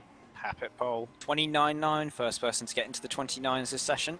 Oh, actually, Schienvliet he improved big time in that second sector. He hadn't actually crossed it at that point, but he is 4 tenths up on himself, so comes towards the line. 30.277 at the moment for Arnie Schienvliet. Let's see what he does as he runs towards the line. A 1:29.749. Goes into pole position by 2 tenths of a second. Fantastic lap time there from the disqualified. And there's still 10 minutes to go. Yes, this is going to get super close, super fast as we head into the final parts of this qualifying session. Jika Djakovic also up through the first sector and second sector. He is up by 4 tenths of a second on himself. He runs illegal through the final turn. He put 3 wheels over the white line, which is illegal. You need to keep 2. He has lifted off and braked, which is a shame because that was going to be a very rapid lap time. We've got Djakovic, who's up on himself in the first sector by about half a tenth. Comes down the hill towards the final turn. Is he going to improve anymore? He's 2 tenths off of his teammate. He is a 10th up on himself. Runs out of the final turn, nice and legal, nice and clean. Good drive. Is he going to improve? Currently on a 30.146. We are heading into the final part of the qualifying session. This is about to get cray-cray. And we will run through the order quickly of who will be in room 1. He runs towards the line. He improves to a 30.102. Currently in 3rd position. Davidovic up to 3rd. 30.101 there. That knocks Jacobs, who was in pole position a minute ago, down to 4th. Cannett's improved to 8th as well in the other Porsche. Who does that knock out? Robin Toll for the rare endurance car, number 113, moves up to 13th. He's only 18 hundredths off Thomas Behar now in 12th. Yeah, Alessandro also out of that has gone 10. back onto the soft tyres. So we might see Thomas improve quite significantly over the next few minutes. Yep, this Alessandro improves to 10th, which still won't be good enough because Offerman's... it is Offerman's, isn't it? 19th, yeah. He's 19th, yeah. So 51. again, we're looking at the top 9 here for your Room 1 qualifying. As this session is heating up very nicely, the final 7 minutes and 20 seconds. The entirety of the Room 1 qualifiers are covered by less than a second at the moment. We do have an Oscar Hardwick who's returned. Hello. Oh, he is back. He is back. He went for a little wee rake. I've stolen his job. Yes. It's alright. It's fine. It's fine. It's good to have 3 people here. We've got stuff to talk about because, I mean, putting up with Oscar for an hour is horrible. I'm much nicer to talk to on either. Yeah. Well, maybe you shouldn't say that on broadcast. No, I'm happy with saying that on broadcast. Harsh. He knows I didn't mean it. Carlos Carrascosa for the 370 ZDB car has just gone up to 12th. Knocking Thomas Behar down to 13th. Now, Oscar, I need your help here because I'm not quite sure how to pronounce this name. Where am I looking? We're looking for the 101 car.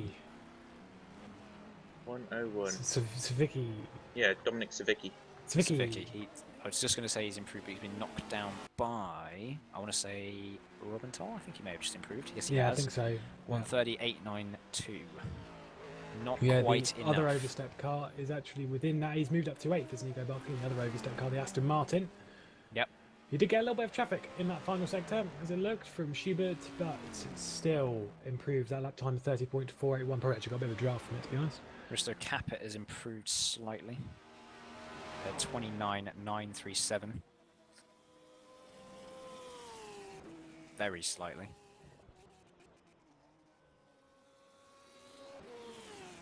It's going to be very interesting for this this final section of qualifying, as we've got Arnie Schoenvely, who's just started. Oh, Jakovic goes up to second. Nice lap time there, as Schoenvely's 2/10 down in the first sector. Ignore him. It's hotting up now with just over 5 minutes to go. Davidovic, interesting one to look at. He's nearly 2/10 up as he drifts his way through turn 11. Driftu, easy to do. Driftu indeed. He's 2/10 up on the line, doesn't improve. Oh, he's lost all that time. Yeah, Jacobs though, he is a 10th up on himself through sector 1, so improving. Cuts T8, as we said. That is completely legal to do so. You're allowed to do it, as long as it's not more than 4 wheels on the curb. I mean, what I mean by is you can't put 2 wheels on the grass. Not you can't put 6 wheels on the curb. Right, Oscar? Possibly. Possibly. When Jacobs comes towards that second sector split, he is way down on himself. Doesn't improve. Everyone getting ready for that final stint. Improving on their laps at the moment. We've got 12th place. 211 car. Improving the 211 car, yeah. The SRVM. That is actually improving. It's nearly 10th and a half up on himself. Made a mistake there through turn 8. Just got a bit too much on the curb. Lost a bit of rear on the car.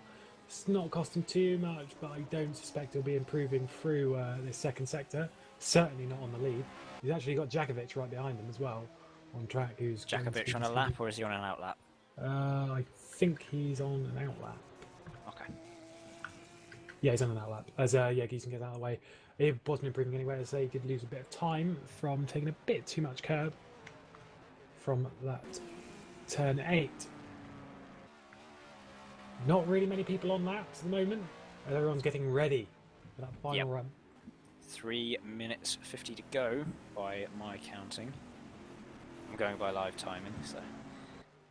Marcel Offerman's just improved. He's gone up into 18th with a 31.771. They are guaranteed to be in room 1.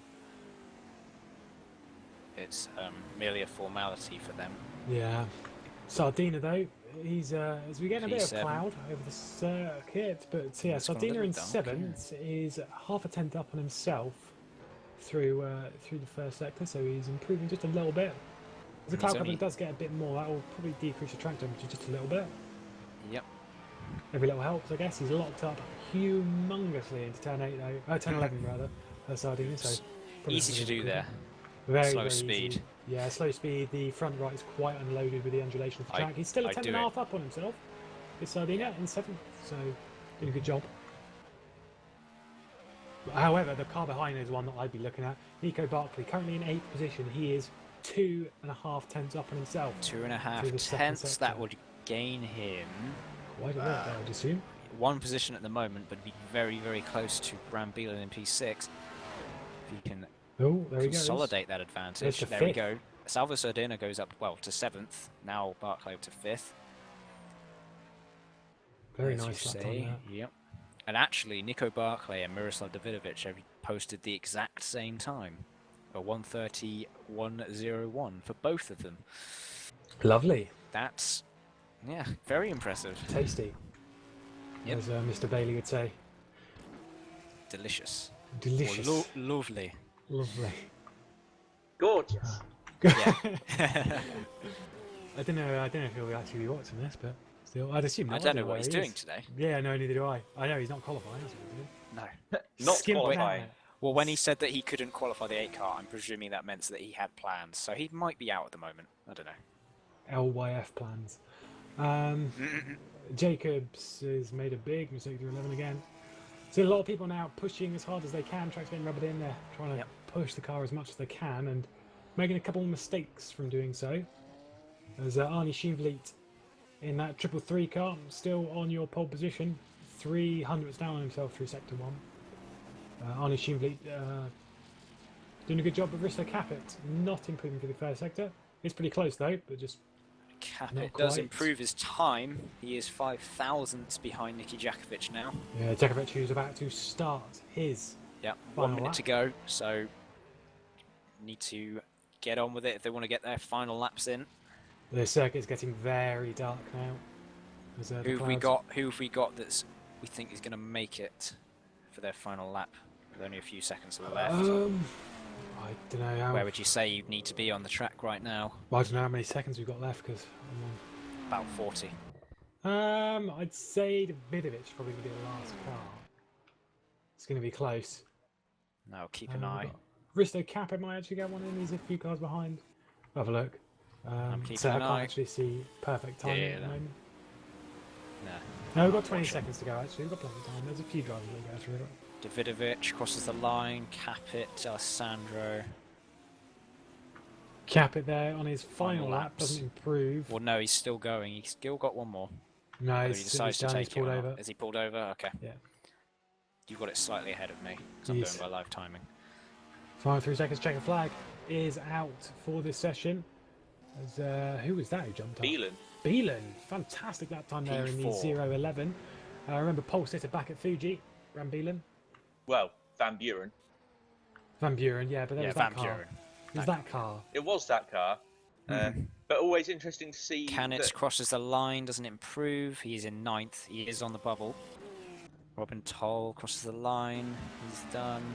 Thomas Jacobs doesn't improve. He's in P7. Sardina's coming up towards the line, but I don't think this is a great lap from him. Niki He's Jakovic improves. does improves, but he doesn't Wow, take close pole. to pole though. Very close to close. pole. 2500ths. Oh, Sardina does improve, goes to 5th in the Scuderia GT Italia car. Yep, there we go. Good It job lagged, from it him. lagged on live timing for me for a second, so yep, P5 We've for him. got, Davidovic D'Alessandro- yellow. Has he made a mistake there? I don't know. I think he's just pulled off.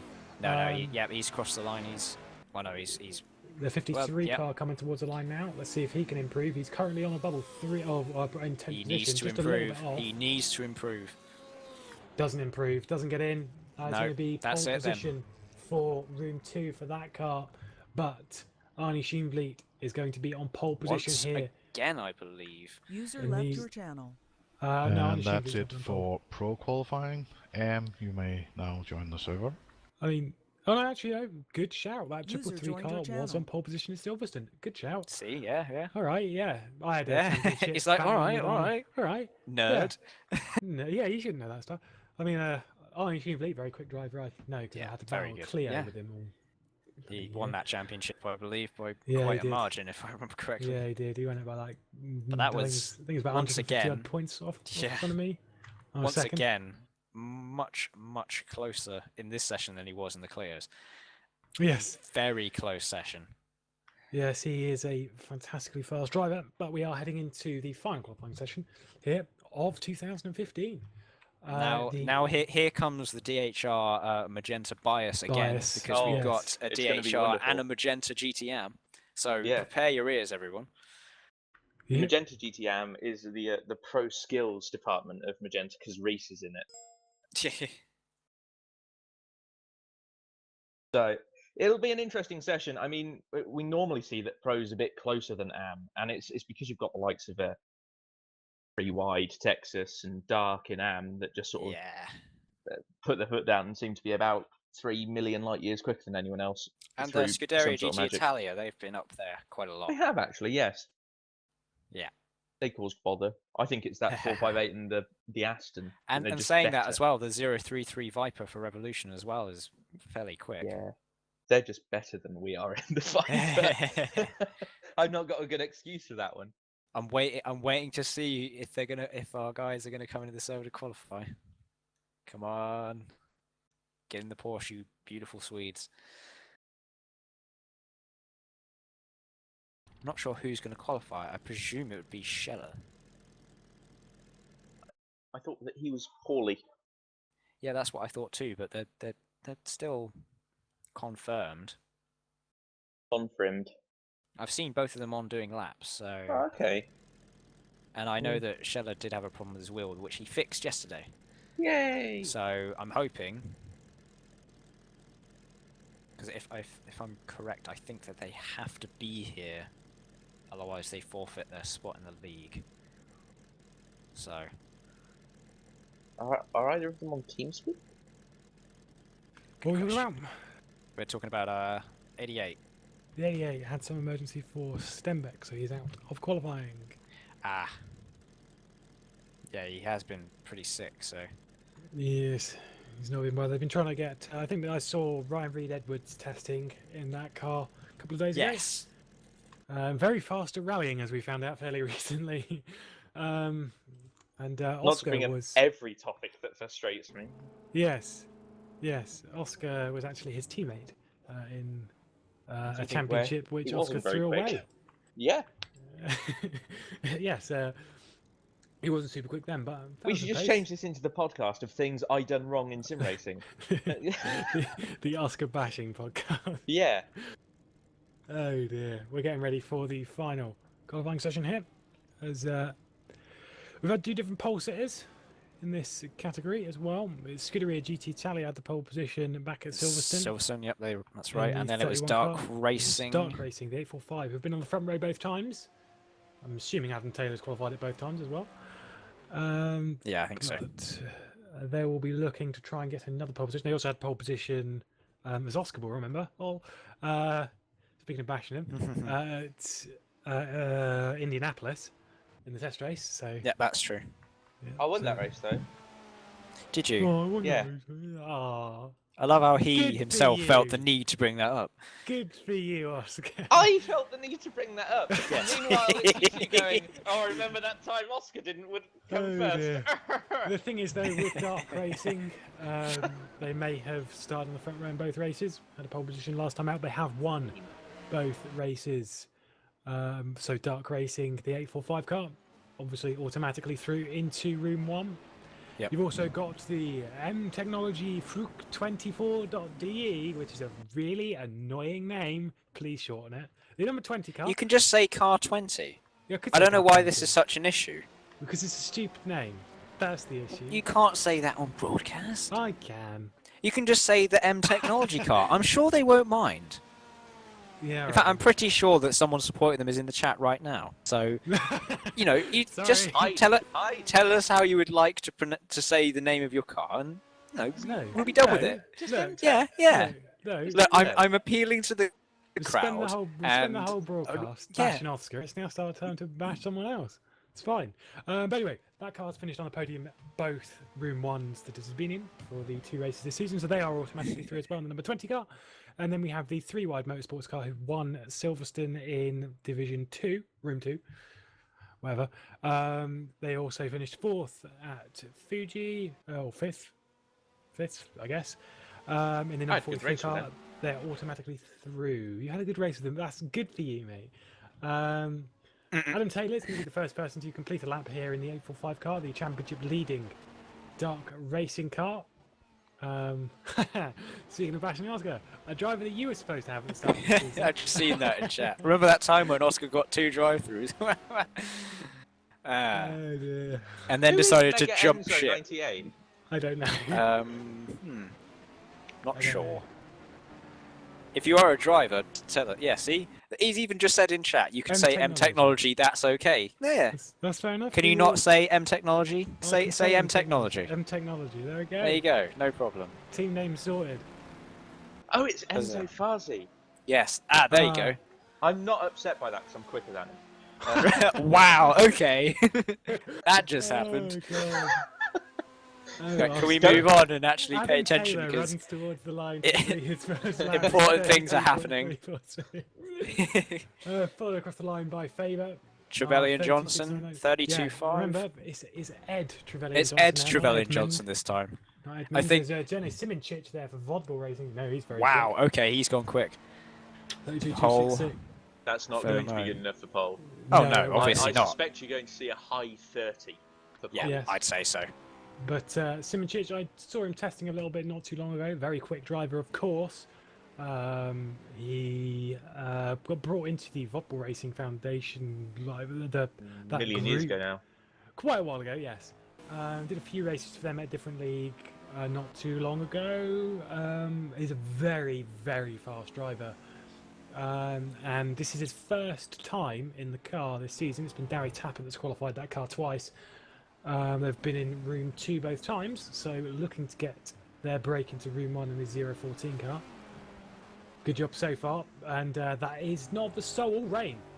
Is that rain? Oh, I hear it, yep. I hear the trickling of rain. Oh, well, it's arrived. Oh, ruined this is... qualifying. yeah. Oh, come on. That means...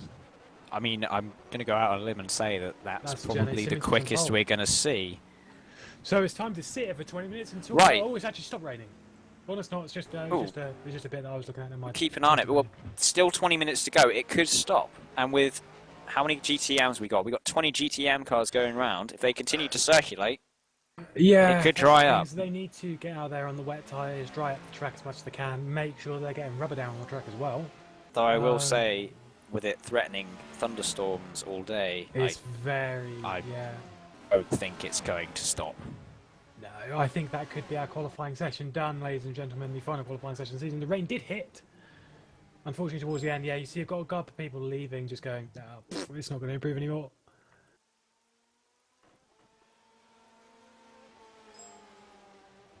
Yeah, I personally would say that this is... Yeah, that's Well, it's that's just kind greened of... up. It's green up. That's okay. Well, it was an enjoyable day. Well, we've got 20 well, minutes still we on can- here. Maybe. User left your channel. As Oscar's departed to go chat to his team. We've still got 20 minutes on there, so might as well yeah, well, we talk can... about some stuff. What we I can would just- suggest for a lot of the drivers, though, is to get out there on the wet. Yeah. whilst, Oh, it stopped raining. It stopped.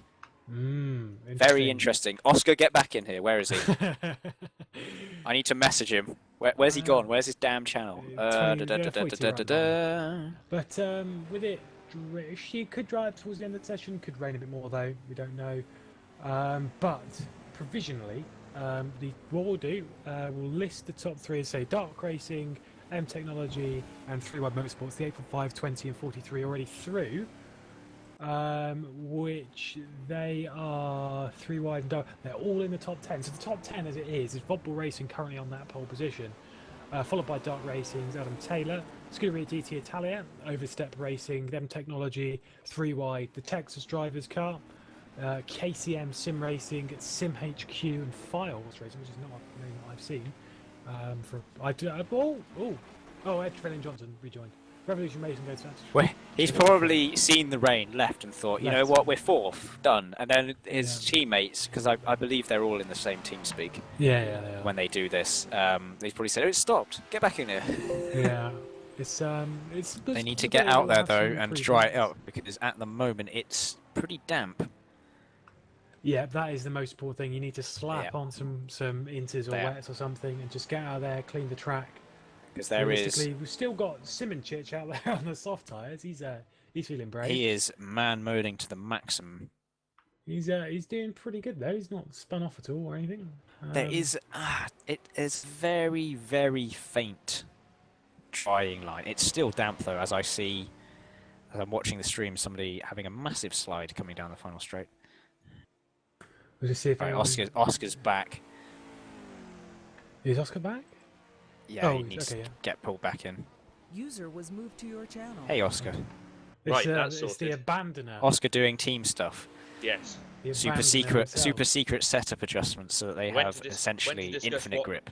Went to discuss what the plan was going to be, and then obviously it stopped raining. Oh yeah, I forgot you had a car in this. Yeah, and the thing is that there's going to be a brief window if the track dries enough, where the wet tyre is going to be really fast. Oh yes, that's a good point. And that's very what we good were point. discussing. We were discussing the adjustment and trying to time a lap for that point. This was a thing in Fuji for the brief window where where the it- drying line appeared. it's With so the fast. wets, on the very narrow dry line, the wets still have a small amount of running over the water, so that the grip that they offer is it's insane. We were doing laps very, very close to decent dry times. Well, that's what I was saying. Is there's a lot of potential still on a wet tyre to break the top 10 absolutely. here. There was a strategy thing for Fuji as well, that it was like, okay, it's drying out, but we're staying on the wets. I think it was the Feeder Sport Poland car in LMP1 decided we're going to go onto the mediums, but they weren't going quicker than the people who decided to stay out on the wets. They weren't going slower, but we still had the speed in the wets and saved us a pit stop essentially. Rugman went out into the softs at some point in that race. Yeah, I did as well, but I only did that after I had the incident with Adam Taylor. Yeah, that's it. Let's call him out, Adam Taylor. Yeah, Adam. No, it's fine. It's just one of those things that happens. Unfortunate, but then these things happen. So it meant that I could get in the pits and put the softs on and put in some blinding times, which I did. So all good fun. Whilst we're here in the rain, we can complain about R-Factor 2's visual aesthetic because Bailey loves it when we talk about this. If you're watching, Bailey, I'm sorry. Well, no, I'm really sorry.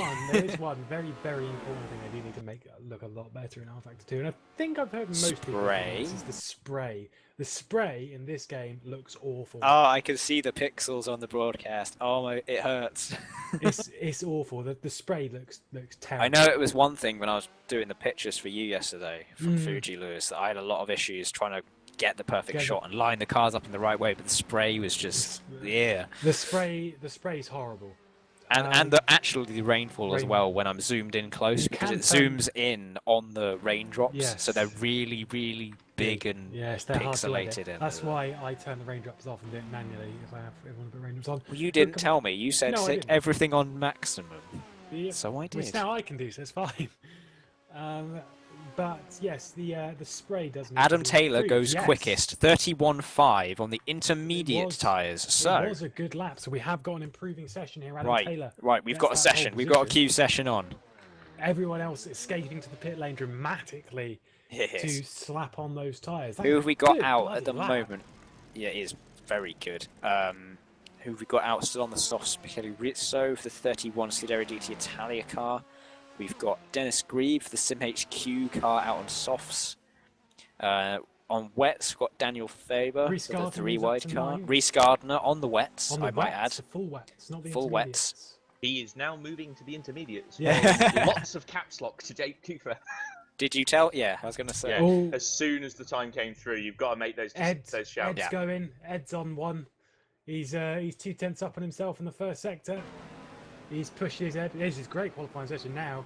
As this spray It's started to all clean up up. in the air. It's got we've got blue skies now as the clouds cover has started to clear off, and we've got a fantastic qualifying session ahead of us for the final qualifying session of 2015 for the 8 hours. That is actually true. Yes, it is, because we move into the 2016 portion of the season, and the 24 hours of Daytona is the next round after this. So In February. getting very excited for that. Well, I believe there's a 3-hour sort of shakedown test race in Yes, there is. January. Oh, he goes to second, Trevelyan is it? Johnson goes second. Good old Still half a second off Adam Taylor. Wow. Everyone That's going quite off a significant. T4. Pushing, Ooh. yeah. They're exploring the track right now, seeing where the grip is. I can see Nowhere. the dry. Exit at turn 4. No. Oh god. Yeah, it's definitely not on the exit of T4. Yeah, track limits are going to be very interesting in this session now. We've actually got Silvera, who is in 10th position in this 666 car. Interestingly enough, Simoncic has gone out again on the soft tyre. I think what he's doing is he's making sure that he's on the track at the right time when the drying line's coming, Yes. because it is drying out more and more. It The is, I can session's see that dry progressing. line. Yeah, we've got blue skies as well, so I'm going to keep an eye on him. Bigger and bigger. Oh no, never mind. No improving Silvera. Oh, this is going to be. This kind of session is the kind of session that I hate driving in. Yes. Because you have to keep going out and you have to keep firing in the times, because if you don't, you're just going to slip down. I remember once doing a wet to drying session at Istanbul once, and I went on to provisional pole position, and then about 4 turns later I was 10th. It is horrible. Wow. It is a horrible session to be in because it's changing too much. But you can't keep up as a driver. What you need to do, you need to go on tyres that you think are best, switch off all the timing, and just drive. Yeah. That's it. Hopefully, if you've got a race engineer or someone to tell you to get out on track at the right time, but it is a nasty session to be out in. Simoncic has spun off the track. Fantastic to watch. Turn 1. So, yeah. Soft tyres obviously not quite working at the moment. I think you might get a lap or two where the soft's right at the end. Like, absolutely, it's so bloody tricky to call. I mean, I'm sitting here with the chat window open on TeamSpeak, just watching the live timing and seeing what tyres are setting what times. Yeah. And like that, as soon as the Inter went quick, it's just you've got to be on. You've got to get out of there. Yeah. Yeah, the Inter's a good tire to be out on at the moment, and they're trying to make hay while the sun shines, as it were. As it were, yeah. Yes. But intermediate seems to be the favoured tyre. A couple of people running against that strategy. We've got the 666 Firehorse racing car out on the wets, and we've got only the Team RGPL 1,000th of a second slower than Reece Gardner in the 42 car at the moment, I might add. Oscar, you need to tell your guy to speed up. Yeah. As Reece Gardner comes towards the line, is he going to improve? 32.667 he's currently on, doesn't improve. Lap time. 32.878, so 2/10 off there. Who's that? Rizzo moves up in the Scuderia GT P3. Italia. 32.0. That's a very intriguing qualifying session. There's Trevelyan Johnson has switched to the wets. I don't think that's He the right was call. on the intermediates, but he's switched to the wets. I don't think that's the right call, but it's always worth to try things like that just to see. Simoncic 150.7. He did spin off. Yeah, he's slid through T1 as well. There's just not enough grip on these tyres. What he needs to do is he needs to escape and he needs to set a bank lap on the intermediate tyres. Yeah. There's Blasco in the Banzai Motorsports car is also in 5th.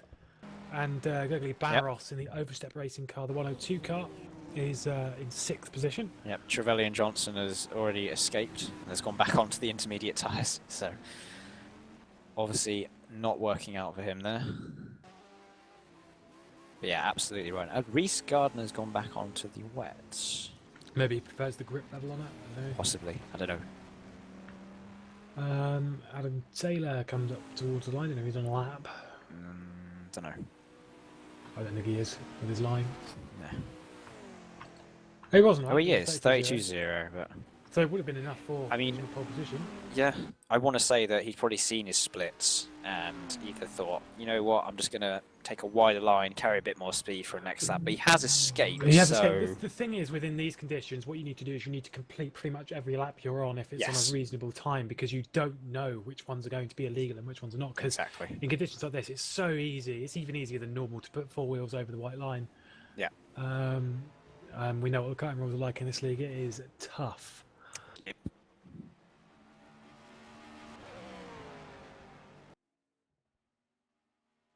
Should have an even split though, 10-10 in room 1, room 2. Yes, I think so. I think we had like 13-14. I think that was a bit, yeah. Last time. I want to say there was less pro. Oh, was there less pros in room 2 last time? There was 9 it was LMP1s, 9 LMP2s, 8 GT pros, and then the rest GTM. Yeah, because room 1 always defaults to 10, 10, 10, 10. 10, 10. Yep, exactly. Session. Jan Hendekes for the 20M technology car has put the softs back on. He has indeed. Keep an eye on him. Jose Alvarez in he's up to 16th position in the R Factor to race car at number 23. But yeah, as you say, a few people. We've still got 2 people on the softs. One of them being Dene Simoncic, who set the initial pole time. He's persevering. He is absolutely persevering. 7.5 minutes to go in this session. I'm looking right on the dry line. It's definitely becoming more prominent. There are sections of track with no spray, I think is what's important. And it's when that spray goes that you go, soft maybe? Now it's time, yeah. Still kicking up quite a lot of spray through 9, 10, coming up to 11 now. The risk is being on the soft tyres is that you have to have an absolutely perfect lap on the line. Because looking at his splits compared to his best lap, it's not 2 seconds off. Not quicker. He's just running a little bit too much onto the spray. I don't think the soft tyres they're definitely not right. I don't think it's right time now. They might be right in that final lap. 6.5 minutes to go. Is the track going to dry out enough for the softs to work? It's dried out an awful lot over the last 10 minutes. It has. So it's just whether it's going to continue to. If it's going to dry out enough, I'm not questioning the fact that it is going to dry out. As Trevelyan Johnson does a nice drift through turn 1, pulls off. So Reece Gardner does a nice drift through T4 and pulls off. Blasco is a 10th up on himself in the first sector in the 34 car, but did run illegal through the exit of T4. Still in the intermediate tyres. I say very easy to run all 4 wheels over the white line in these conditions. I'm keeping an eye on the sort of 8th, 9th, 10th, 11th. We got that area. Is it more rain or is it just darkening a bit? I think it's just darkening a bit. No, just cloud cover. It's okay. It just scares me. I'll hear it. I'll hear it in game because I'll hear the trickling. Yeah, you see, R Factor 2. What it does is this is the problem with R Factor 2. Another one. Is the rain is not smooth. It is. Very yes. And Fuji was sudden. Exactly the definition of sudden because it's beautifully dry and the sun's coming up. It's nice, and then bloosh, chucking it down while we're all on slicks. Yeah, it's an R Factor 2 thing. Hashtag R Factor 2 problems. That is also depending on the weather too. Yes, that is actually a good point. That is true. That is true, but I have never seen a smooth implementation of rain within R Factor 2. It's always been extremely sudden. Maybe one day. The thing is, I want to say I can't remember how often the server, at least this server, checks the weather forecast and then implements it based on that. I'm not sure. Yeah, it's true. It could be how long each tick is. So yeah, 173 seconds. So that's nearly specific. 3 minutes. That's really specific. So that's like 2 laps. Yeah. But the thing is, though, is with R Factor 2, it's still, to be honest, it's still early in its day, realistically. Yeah, and, that is actually constantly true. Improving. I'm presuming that 173 seconds, Jimmy, is like the best possible at the moment. See what it should do. Or the most optimal, anyway. What would be nicer is this if it took that 173 minutes and then did a smooth transition between it and the previous sector. That'd probably be the easiest way for them to do it. Of course, not easy. I'm not a coder. I haven't got a clue. But yeah, it's not perfect at the moment, but is vastly superior to other sims out there. Haha. Okay. That makes sense. Fair enough. Okay. Let's have a look. See. Oh wow. Okay, so looking at Reece Gardner's time right now, he is in 10th, and in 11th, Marcelo Silveira is 1,000th of a second off. It's close. We've got Faber coming towards the second sector split, who's down on himself. They're not really improving people at the moment. The thing is I think through the first sector there's enough wet stuff to pull a decent time, and it's also kind of straights as well. But then as soon as you get into S2, it's like there's a bit too much of a dry line for Inter. Yeah. There's a bit too much of a wet line for slicks. It's a tricky one to.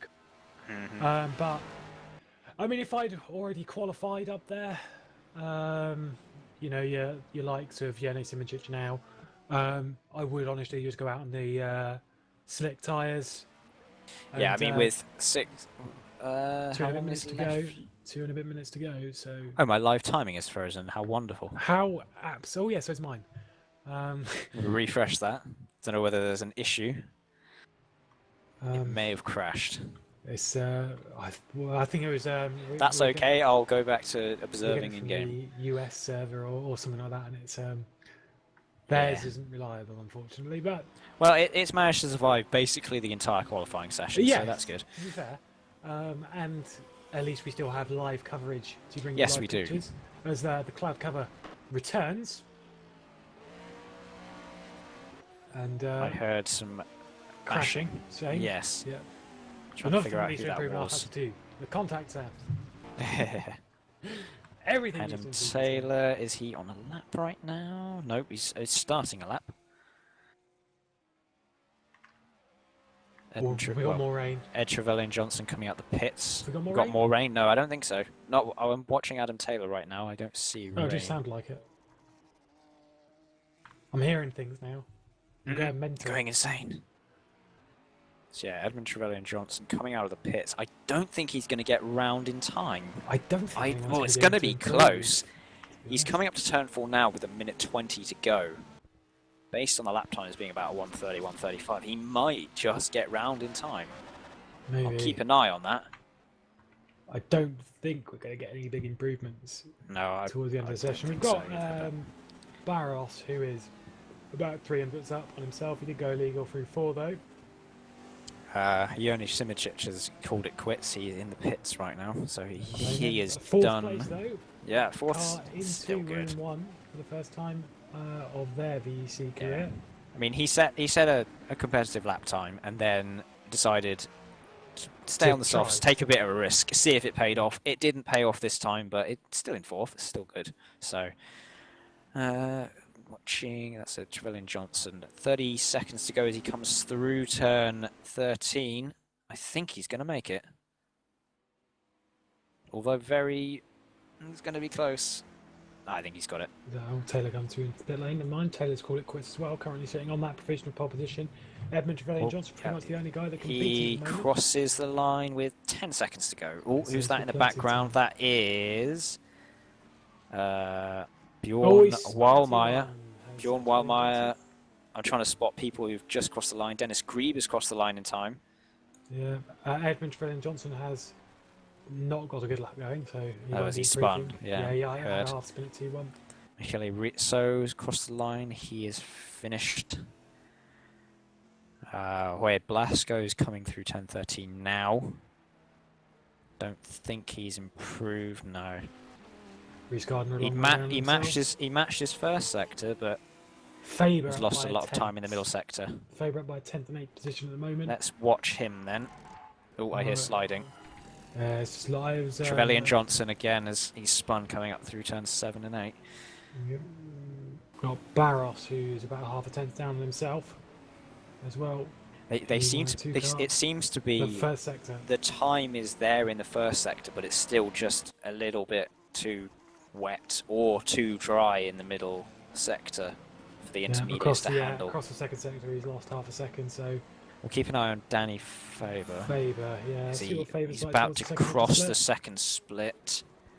He is 3/10 down himself, lost half a second. Well, Yeah, it's just too dry. Yeah. We'll That keep an eye there on him still. is your qualifying session, though, pretty much. I don't think anyone's going to be able to improve. Barros crosses the line, doesn't improve. It's just started to rain again. There's a Brilliant camera timing release there. there. Here That comes is Daniel our Faber, top- doesn't improve. Jan Hendricks doesn't improve. So that there is our top 10 set. Yay! Sweep doesn't The session, improve. Adam Taylor on his second Yep. pole position of the season for Dark Racing. Edmund Trevelyan Johnson lines up with him on the front row, and for Oscar Hardwick to be happy, Reese Gardner. P10. Warriors gets Fantastic, that's room one. P10. Room 1 2 times in a row. A round And of that's both applause for your Oscar. cars into- Yes. Yes. Well, he hopes. Well, no. Yes, hope so. Obviously, We're not that in, is we're not in something. room one. That The, is LM, something the LMP2 just to- isn't. That's something to note, though, is that obviously all of this very provisional. And check the VEC Facebook in a couple of days whenever I've done the graphic for for the qualifying. We do expect this session to change, and join us in a week's time, where we will be having the 8 Hours of Interlagos, the final point scoring race of 2015. Yeah, before moving, we have a 2-month break after that, effectively for point scoring wise, until we hit the 24 Hours of Daytona, and then move into the 2016 portion of the season and a long season. We have to go. We've got 22 24-hour races, including 24 Hours of Le Mans and Daytona. We've also got the 12 Hours of Sebring. Sebring. Looking forward to So, that. It's going to be an interesting season. There's also, I think it's 6 hours of Istanbul. Or 6 hours of in Istanbul Nürburgring. and 6 hours of Nürburgring, if I Yeah. remember correctly. Something like that. This is round 3. We've got Daytona round 4, and then And so on. Yeah, I think it's the only others six- that we just said. Istanbul, Sebring, Istanbul, Nürburgring, and then Yeah. Le Mans in mid-June, I think. So an interesting season. Hopefully this time, Lewis, you won't kill the car at Le Mans. Yes, hopefully. I will try. Hopefully we're running a different build, so we don't have rubbish curbs for me to pin it on. But yes, I've been Lewis McGlade, and alongside me has been Kieran Parkin. Say goodbye. Hey, thank you. And Oscar See ya. Hardwick, who has joined us for 3 of the 4 qualifying I enjoyed this. It was good. It was good fun.